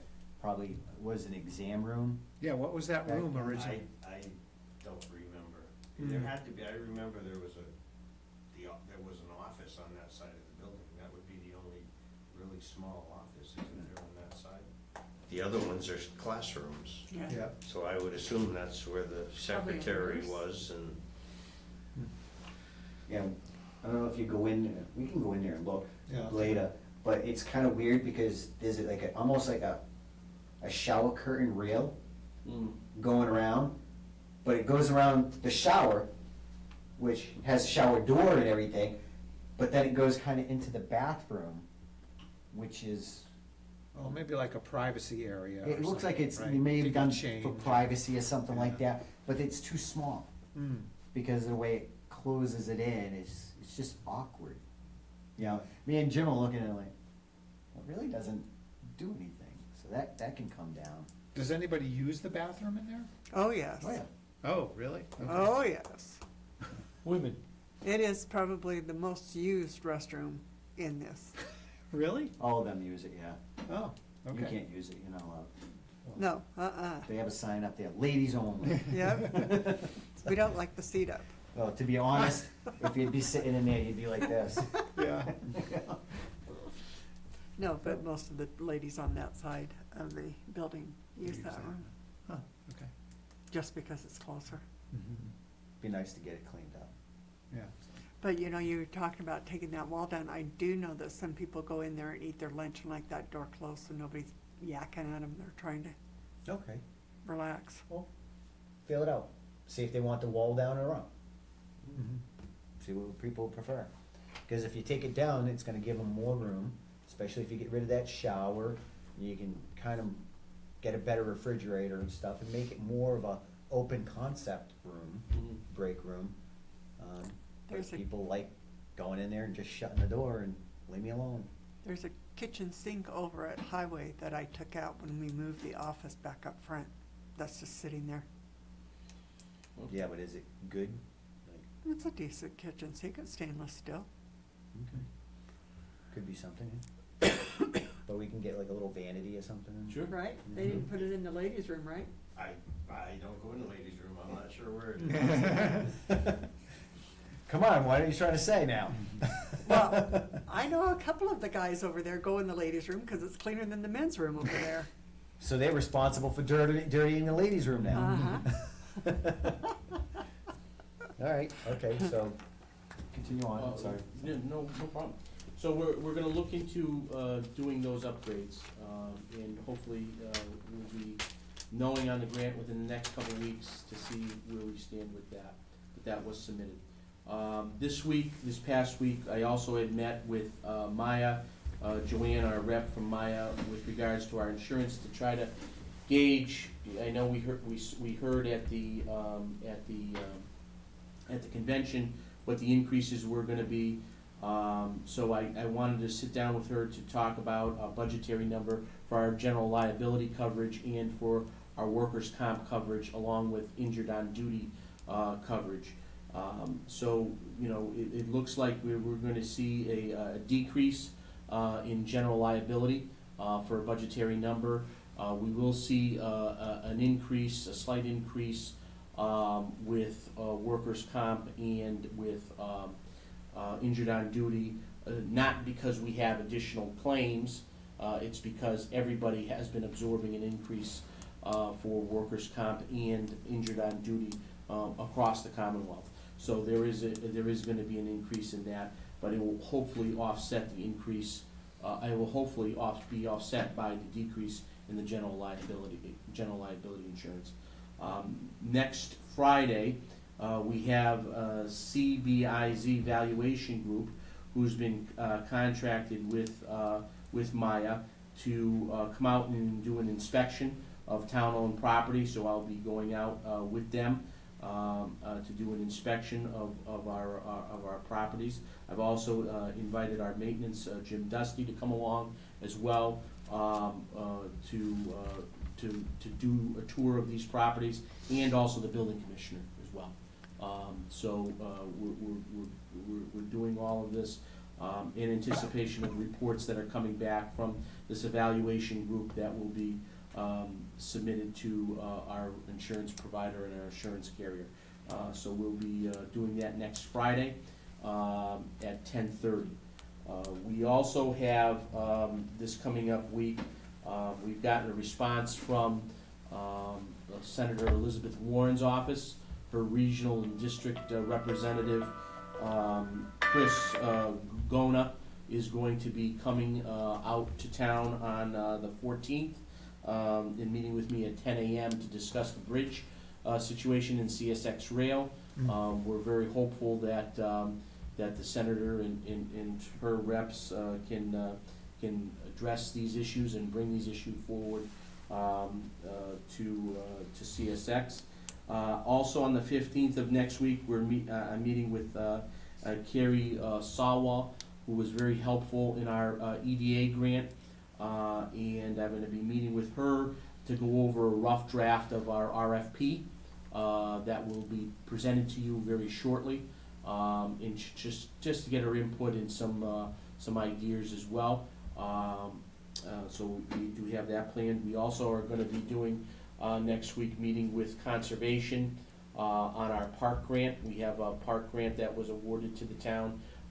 There's some requirements that we have to fill out to ensure that the grant moves forward. Those requirements are, it's going to be a recording at the Registry of Deeds for Lucy Stone Park. We'll be going over all the details with conservation and with Tim O'Brien, the leader at Lucy Stone, on that. We also have a meeting with Comcast next week on the 16th, myself, the chairman, and Travis, with Comcast to start negotiations with them. And I'm also gonna be meeting with Moody's next week, Moody's Analytics, to start the discussion of making sure that the town is properly rated and is correctly rated for our bonding rating, and to start a discussion and have a real solid contact down at Moody's, I think is critically important and will help us for future projects down the road. And we're going to be doing that next week. I also have a Zoom call tomorrow morning with ClearGov, who has been working as our grant vendor on our grant for our budgetary software. They're putting up some final touches on the budgetary software, and that should be moving right along. Tomorrow is just a up-to-date meeting on that, but we seem to be moving very closely to having a final budgetary portal ready and working for the town. We also are, the Finance Committee's meeting next week to go over some budgets that are coming up, that the Finance Committee wants to bring in some additional departments that they had some questions on. Departments have been responding, have been going to Finance Committee meetings. We're providing all the information. We're in the process of creating a document to be presented to the Board of Selectmen. I anticipate that to be happening within the next month or so, 30 to 40 days, to have that ready, right on schedule with our budgetary calendar, and to have the departments here on site to answer any questions that you guys may have. So, I envision us having a budgetary meeting where all of the department heads are right here at one time, and you guys can have the document. You will have had the document for over a week to at least review it beforehand, ask any questions, and have the department heads right here on site. Something a little new, something a little different, just to have it ready to go. So with that, we might not wanna do every department at one time. We could do it in Because a couple nights. They take, some of the departments will take a lot longer. Some we can bunch in, cause it's smaller departments, smaller budgets, different issues. Basically very standard budgets that they have. And then there's others that obviously are gonna take much more time to review. So we'll have to look at, who we bring in. I definitely wouldn't wanna do them all at one night. We can do them over a couple nights, yeah, sure. And that's basically it for this week from last week. Okay. So I talked with BJ Church, the building commissioner, today. And one of the things that we've discussed previously is having her go through every building that we have, that the town owns, and do an inspection. So we could see status and what things are happening, and we can try to address issues per her recommendations. So she's gonna get with Mr. Dusty to help her get into buildings, and she's gonna be starting those inspections here soon. Okay. She said she was gonna talk with you about it and just make sure, but, I'd like to know what we have, what buildings are having issues, so we could try to address whatever we need to do. I know the senior center's having some problems with paint and stuff on the side of the building. That has to be addressed. We gotta look at how we can repaint the building, redo caulking and stuff over there, and take care of stuff that the senior center needs. This building, we know, has issues, through all the window frames. We see all the mortar and everything coming down. We were talking about the argon gases, how the windows, they're leaking the argon gas, so they're really not working anymore.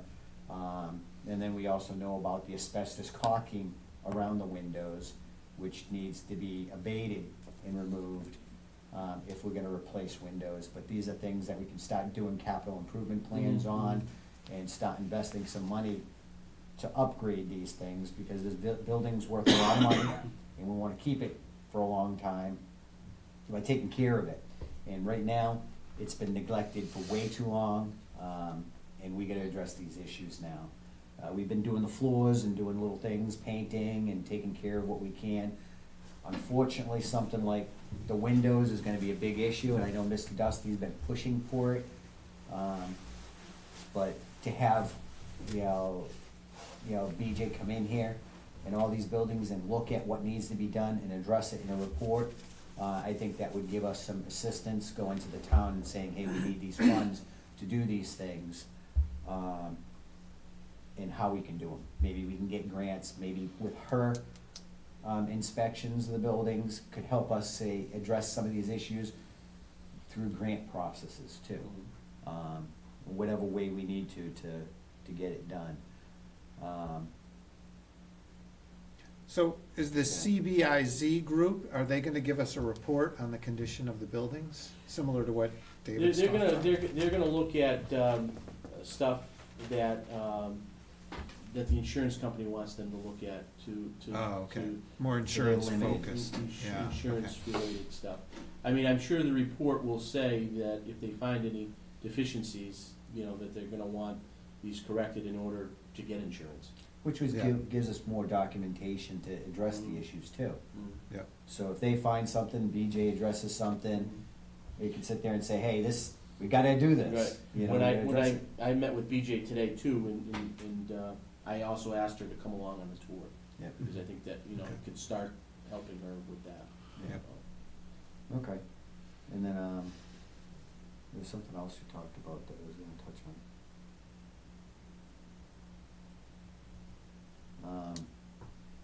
The bridge. So, again, right now, we have not received a response from CSX, for the letter that's been sent. We've only received this response from Elizabeth Warren's office, but CSX has not responded back about the bridge yet, so. Did we get help from, Richard Neal too? So Congressman Neal's office called, one of his staffers contacted me, they are looking into it as well. Okay, good, so that, hitting it from both sides. It is a concern though, because again, we just recently had a train derailment in our country, which caused a environmental disaster Yeah, and potentially could have killed a lot of people. yeah, Um, scary stuff. They had to evacuate, several Couple miles of Miles. radius, yeah. of area because of the chemical that was in there was extremely toxic. And they had to basically fume it out, Mhm. release the fumes to be able to safely work on it. Now that's gotta be dealt with in the environment. We don't know why it derailed yet. I haven't heard anything about how it derailed, what caused that derailment. But things like this, you start looking at like, wow, our infrastructure for our rail system coming through our community, not really top notch right now. No, We have a couple Very bridges. concerned, and we've been complaining about this bridge, and residents have been complaining about this bridge. And we send letters, and it seems like CSX really isn't that interested in investing that money. yeah, Which, I don't know, that'd be top notch, any bridges that my rail system's on, I'd wanna make sure are safe because the cargo I'm getting across, the lawsuits alone, Mm. from something like that, you can't compare the costs, just repair the bridge. yeah. And I really think if we don't complain enough, they're not gonna pay attention to it. So, we really need to do a lot of due diligence, in complaining about this and see what Elizabeth Warren's, perspective is, but, maybe we go to the media on this. We release something to the media and see what the media says. Because, they can get the ball rolling sometimes Mhm. with enough pressure, people asking questions and putting CSX on the spot and, trying to address the issue. Yeah. So I think that could definitely be an option for us here. to do. Um, You know, if you guys are good with that, you know, we could probably have something, we'll research it, see Sure. what we would do. That's something we could potentially get on board with. And we've got other bridges too. There's the bridge kind of behind Lezak's bus company. Yeah. I don't know what kind of condition that is. And You know, that one's out of sight, out of mind too. I know they say they do annual inspections on these bridges, and you requested the past 5 years of inspections on these bridges, but obviously, looking at them, I don't know what their standard is for saying they're safe, or if they addressed any deficiencies, saying that, yeah, they're deficient, but it'd be nice to get that and say, hey, the bridge has failed, well, why are you still driving on it? If we got a bridge that's failing in our community? You know, there'd be concerns with that. So, somebody just jumping on? Yep. But yeah. Did you have any questions for him? Jake Oliveira? Yep, so he contacted me and would like to be placed on a selectmen's agenda in the month of March or April. Good. And he would like to discuss budgetary matters that the board may be seeking in the future, possible earmarks and, you know, maybe some of the bonding bill that is at the State House, so, you know, if you wanna think about you know, a date and time, and I can contact him back to see when, you know, if he's available then. But he'd like to be placed on the agenda and make a presentation for the board. Yeah, I could think of a few things we need money for. Public Safety building and schools. Yeah. Those are top items. We need more money for our schools, and we need some sort of assistance from the state to do a public safety complex. Because they're expensive. This is something that is gonna be in our future. There's no way around it, we gotta do it. The school budgets keeps on going up, and they're not really getting any help either, and they need assistance, so it'd be nice for them to really start applying some of this state funds, to help out the schools, because, was it $30 per student for a year? To get, well, this year they get 60, right? But typically, it's only $30 per student for a year to help that student. That's ridiculous. That's transportation for one day. Yeah, One student. it's like, that's nothing, you know?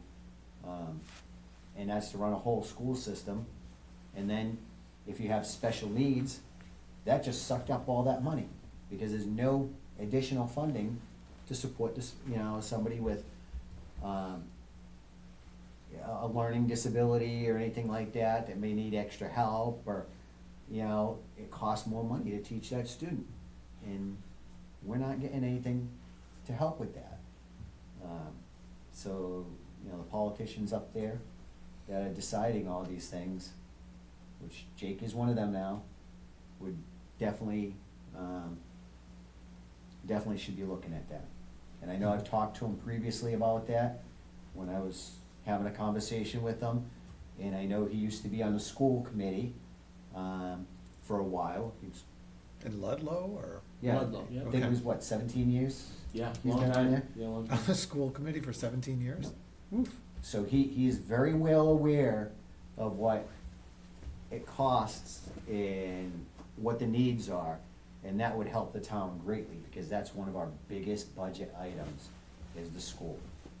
And having help from the state to do that, that would go miles for us, because then we could apply other things, we could decrease what's required from the residents, because we wouldn't have that big line item. But $30 a year for a student is ridiculous, you know? But the cities get more.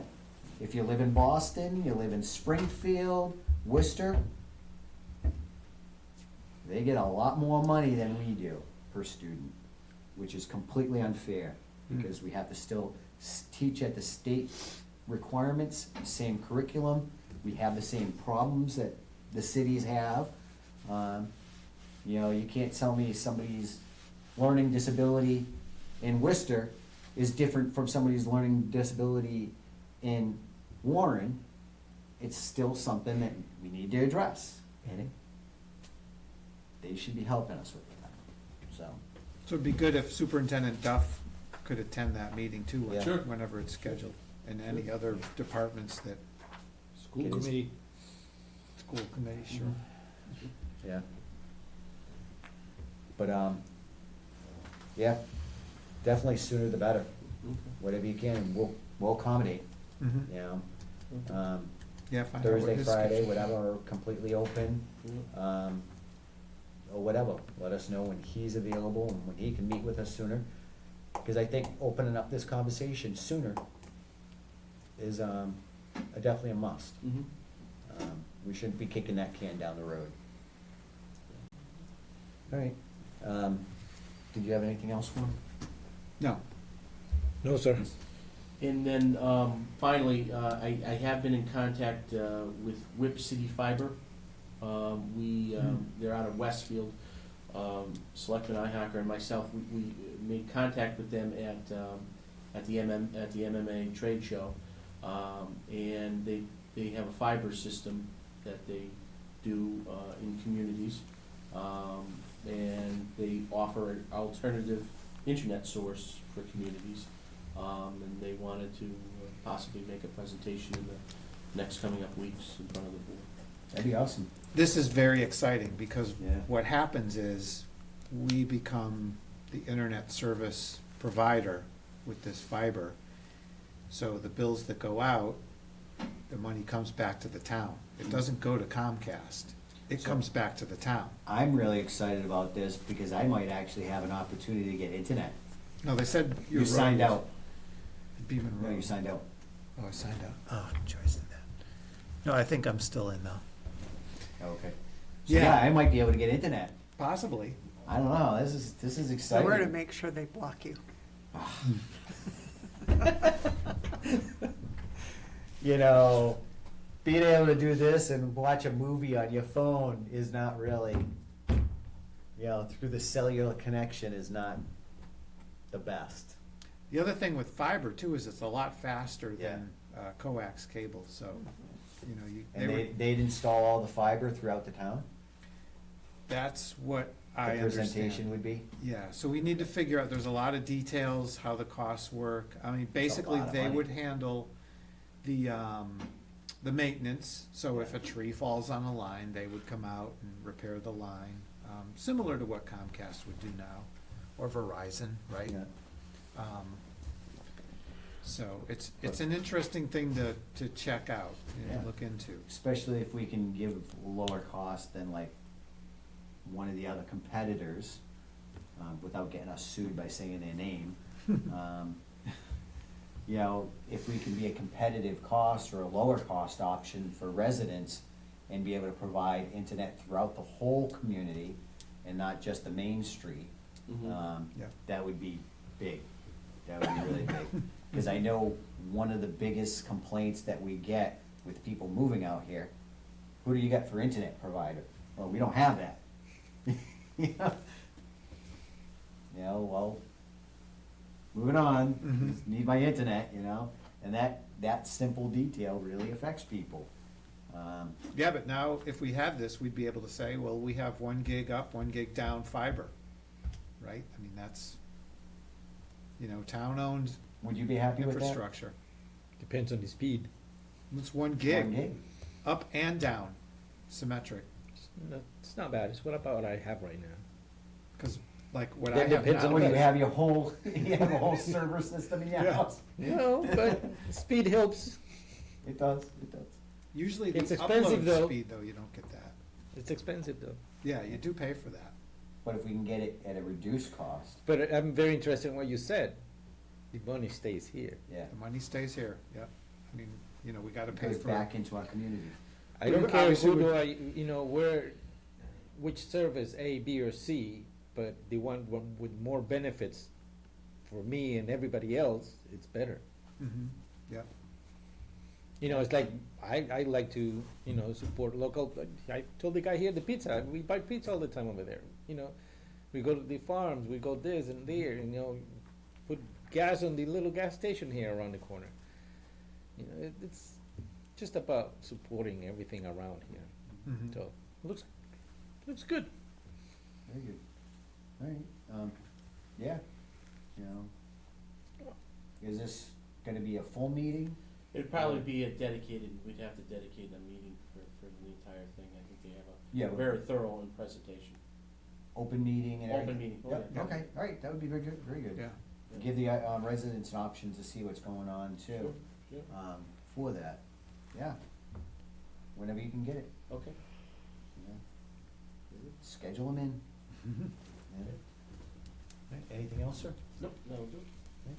Do you have anything else, Mr. Brown? No. No, sir. All right. Well, thank you very much, sir. Okay, new business. Do we have new business? No. If it doesn't have a number next to it, we don't No. have anything in there.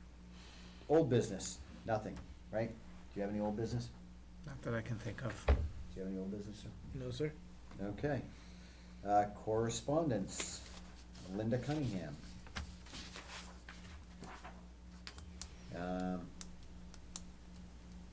So she's given us a full-page letter addressing poultry, or chickens on somebody's property, and she's concerned about that.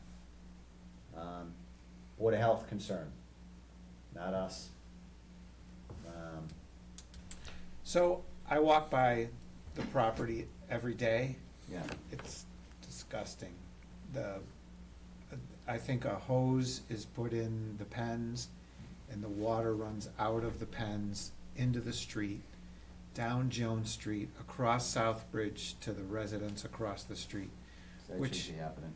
I know from hearing about conservation, you cannot dump water from your property onto any other person's property. The water stays on your property, so that's a problem right there. But it's also, it's got chicken feces and duck feces, so there's a bunch of chickens, a bunch of ducks. It's disgusting and it stinks, so, Board of Health though, yeah. so. I mean, even highway, and if it ices over, Is it all being that done water. during the winter? Yeah, it's done all the time, yeah. I've seen it year round. Yeah. If it's going out in the road, It does. then I would consider, highway, because if they have to ice it or anything, or put salt on it or whatever, but as far as the health issue, that's Board of Health. That's their concern, that's something they need to be dealing with, in addressing this. And if you could talk with Board of Health to address it. I know having chickens in town, we have nothing saying that they can't have them, but if the feces is posing a risk, maybe the Board of Health can do something and address the feces issue with the chickens. Because having 30 chickens on a very small lot, and you're washing,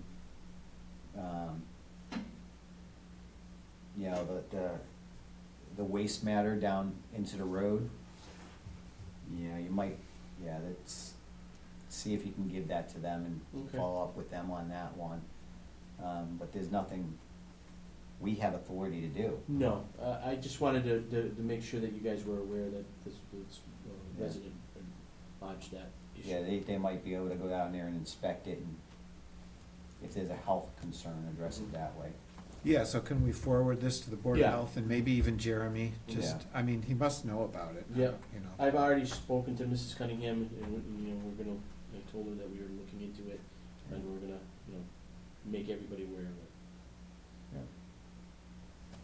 And I know there's been a proposed discussion, and I think Board of Health's gonna address some issues with owning chickens within the community in certain districts, whether it's rural district or, you know, and what can be done. I know they discussed that frequently and what they wanted to do with that and how to handle that. So I don't know where they've gotten in that process, but they did say they were gonna propose some bylaw changes, so. Well, that would be- I better get my chickens quick. Was that? What? I better get my chickens quick then, huh? Get your ducks in a row. Yeah, I don't want ducks. Well, no, again, we don't wanna be restrictive where we're taking people's chickens from them, because, again, we live in a rural community and it's a That's beautiful what it is. community. But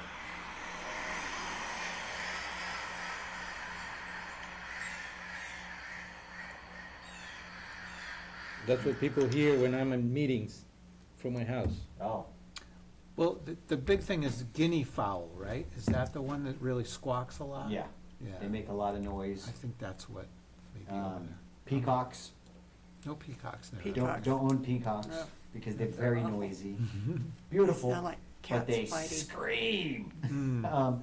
And the guinea fowls make a lot of noise. The chickens, hens usually are quiet, they don't make a lot of noise, they go do a little cluck, cluck, cluck, cluck.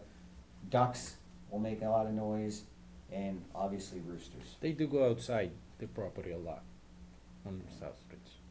Yeah, that's a part of the complaint too, is But that- that's something, we don't have anything to address that stuff. There's no bylaw to address it. So that might be a good bylaw. You gotta keep your animals Should on your, remain maintained on your Yeah, property. If yeah. you're gonna own them, they should be on your property, yeah, they shouldn't be Um, someone else's problem. unless you have permission from another, on a butter to do that, you know? Yeah. Cause But she that's mentions that something- she has to be careful walking on her property because there are leftovers. Yeah, yeah, that's not. Yeah, and again, That's good. it should be on your own property, but we don't really have anything saying it's illegal to have a It's not chicken, illegal. Mhm. you know, or you can't have a chicken in this district or whatever. And again, I hesitate to be that restrictive, but there should be some ownership on that, where you must maintain Also, your I think, animals onto your property. also I think if we take in consideration the, you know, the sector, if you look at our Right. plan, that, cause that village area, Right. all lots are very small and they're one next to each other, so, And you know. that can be addressed where, you know, maybe a little more restrictive in the village district, because again, you know, the rural district, we don't have that problem. You know, I live in the rural district and, you know, I have, I don't know, 25, 30 chickens. Not a problem, my neighbors have them. Yeah, it's different. It's What different. I'm saying is I get the way land it for it. is, yeah, you have But the land. still, like, your chickens shouldn't be running on other people's land. I Yeah, mean, they're you not, know, they're not yeah. on other people's I mean, there's land. some common Yeah. rules that I think we could set up. Right. And having a small piece of property makes that difficult, because if you free range them, they're gonna go on other people's properties.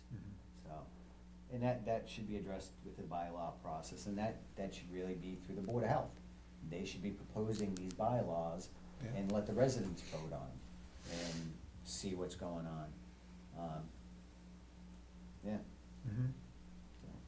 And I know the ACO was trying to work with the Board of Health on some of this stuff too, so, because she gets a lot of complaints about chickens, and there's nothing she can do. Mhm. It's not a domesticated animal, it's not a dog, it's not a cat.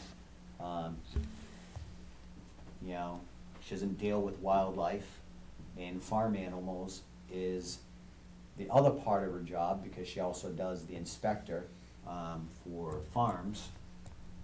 But it's just to make sure that the animals are healthy, and they have food, they have water, they have shelter.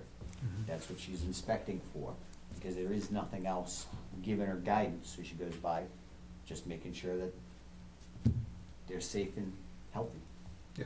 so. So, yeah, just We did that. Board of Health. Cynthia Dolan, we've already gone over hers. And notice of public utilities, correspondence from Commonwealth of Mass, public hearing. Company and National Grid, approval of Department of Public Utilities and Companies in Munson Palmer, Ludlow East, capital investment project proposal under the provisional program established by the Department of Provisional System Planning Program.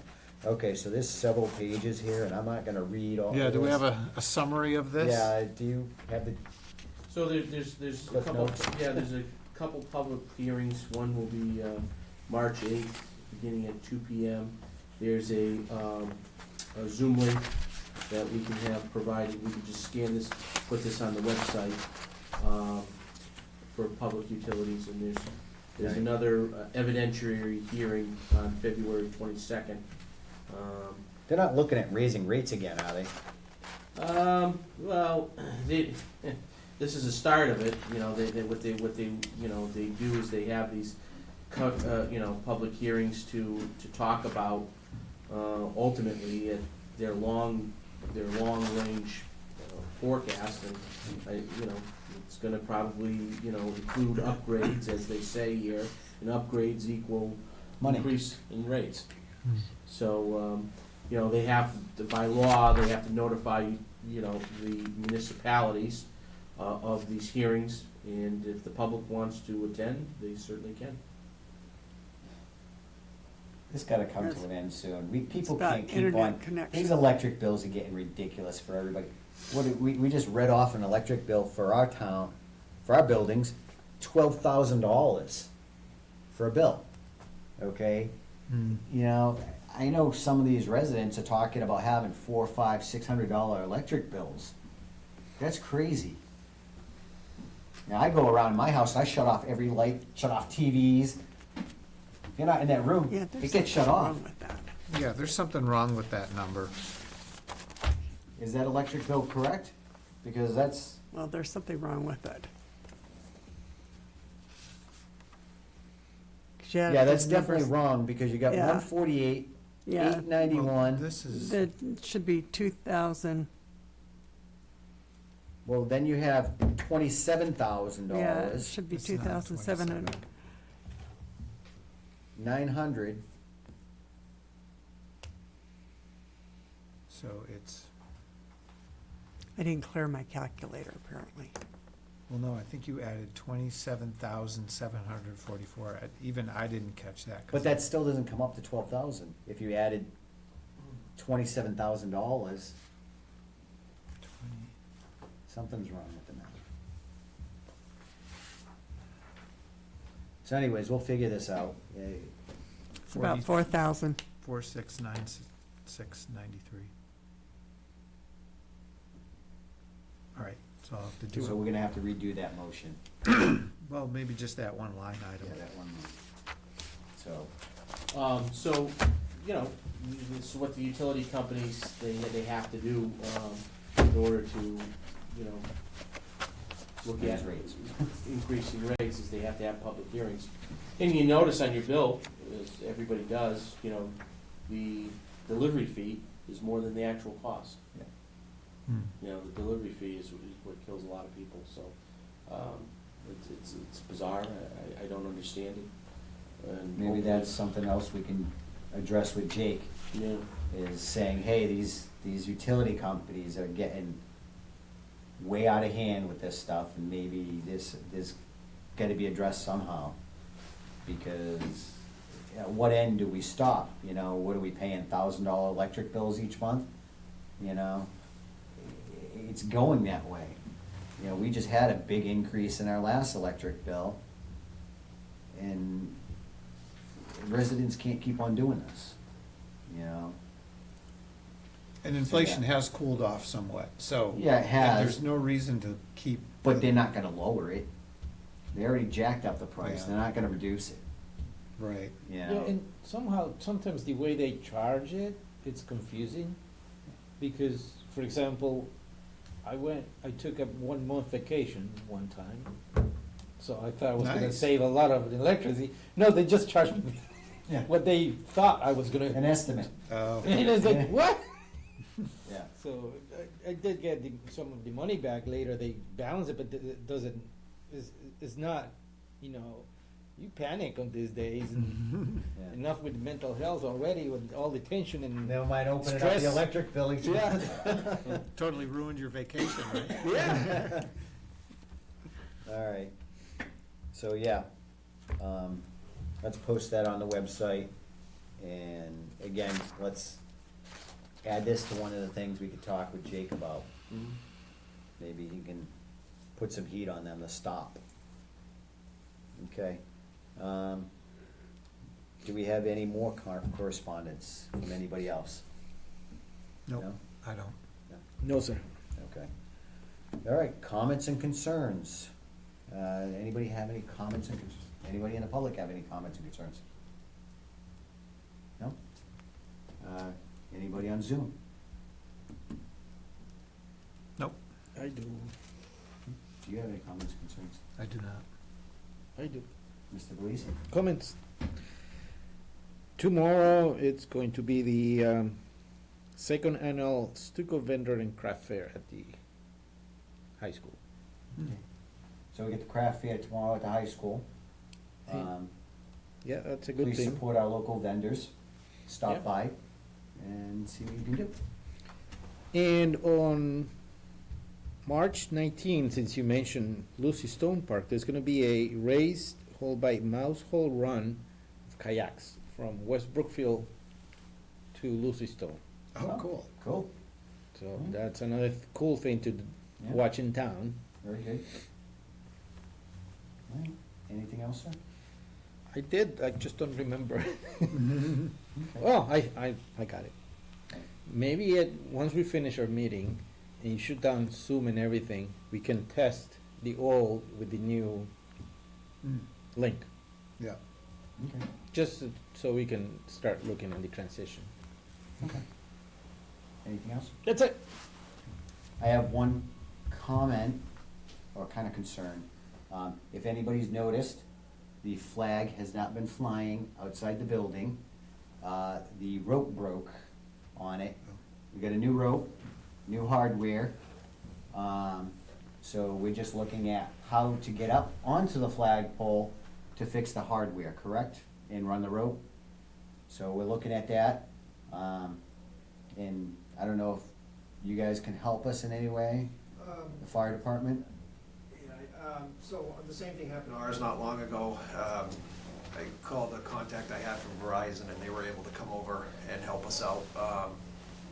I can see if I can help with that, you know. I mean, that's not something they normally do, but as long as they do it safely, I can't imagine they, let me do a little bit of work on it here, Okay. and I'll get back to you on it. Usually, there is a Verizon building next to the fire department, so I'm able to catch those every once in a while. I can see one of the workers there, so I'll make a note to do it, look for them tomorrow. All right, thanks, Chief. Yep. So that's why the flag's not up there, if anybody is wondering. It's because the rope broke. Yeah. Thankfully, you guys are addressing it and getting it done. So that was the concern. All right, if nobody has any other comments or concerns, nobody else out there? Motion to adjourn. Oh, wait, next meeting Next meeting. is a public hearing for February 16th, correct? And that's 6 PM. So that's the next meeting, which is Thursday, February 16th at 6 PM. What's the public hearing about? That is. CDBG. Oh, okay, all right. All right, motion to adjourn. Second. All in favor? Richi Hacker, aye. Derek Bellis, aye. David Dufresne, aye. We are adjourned.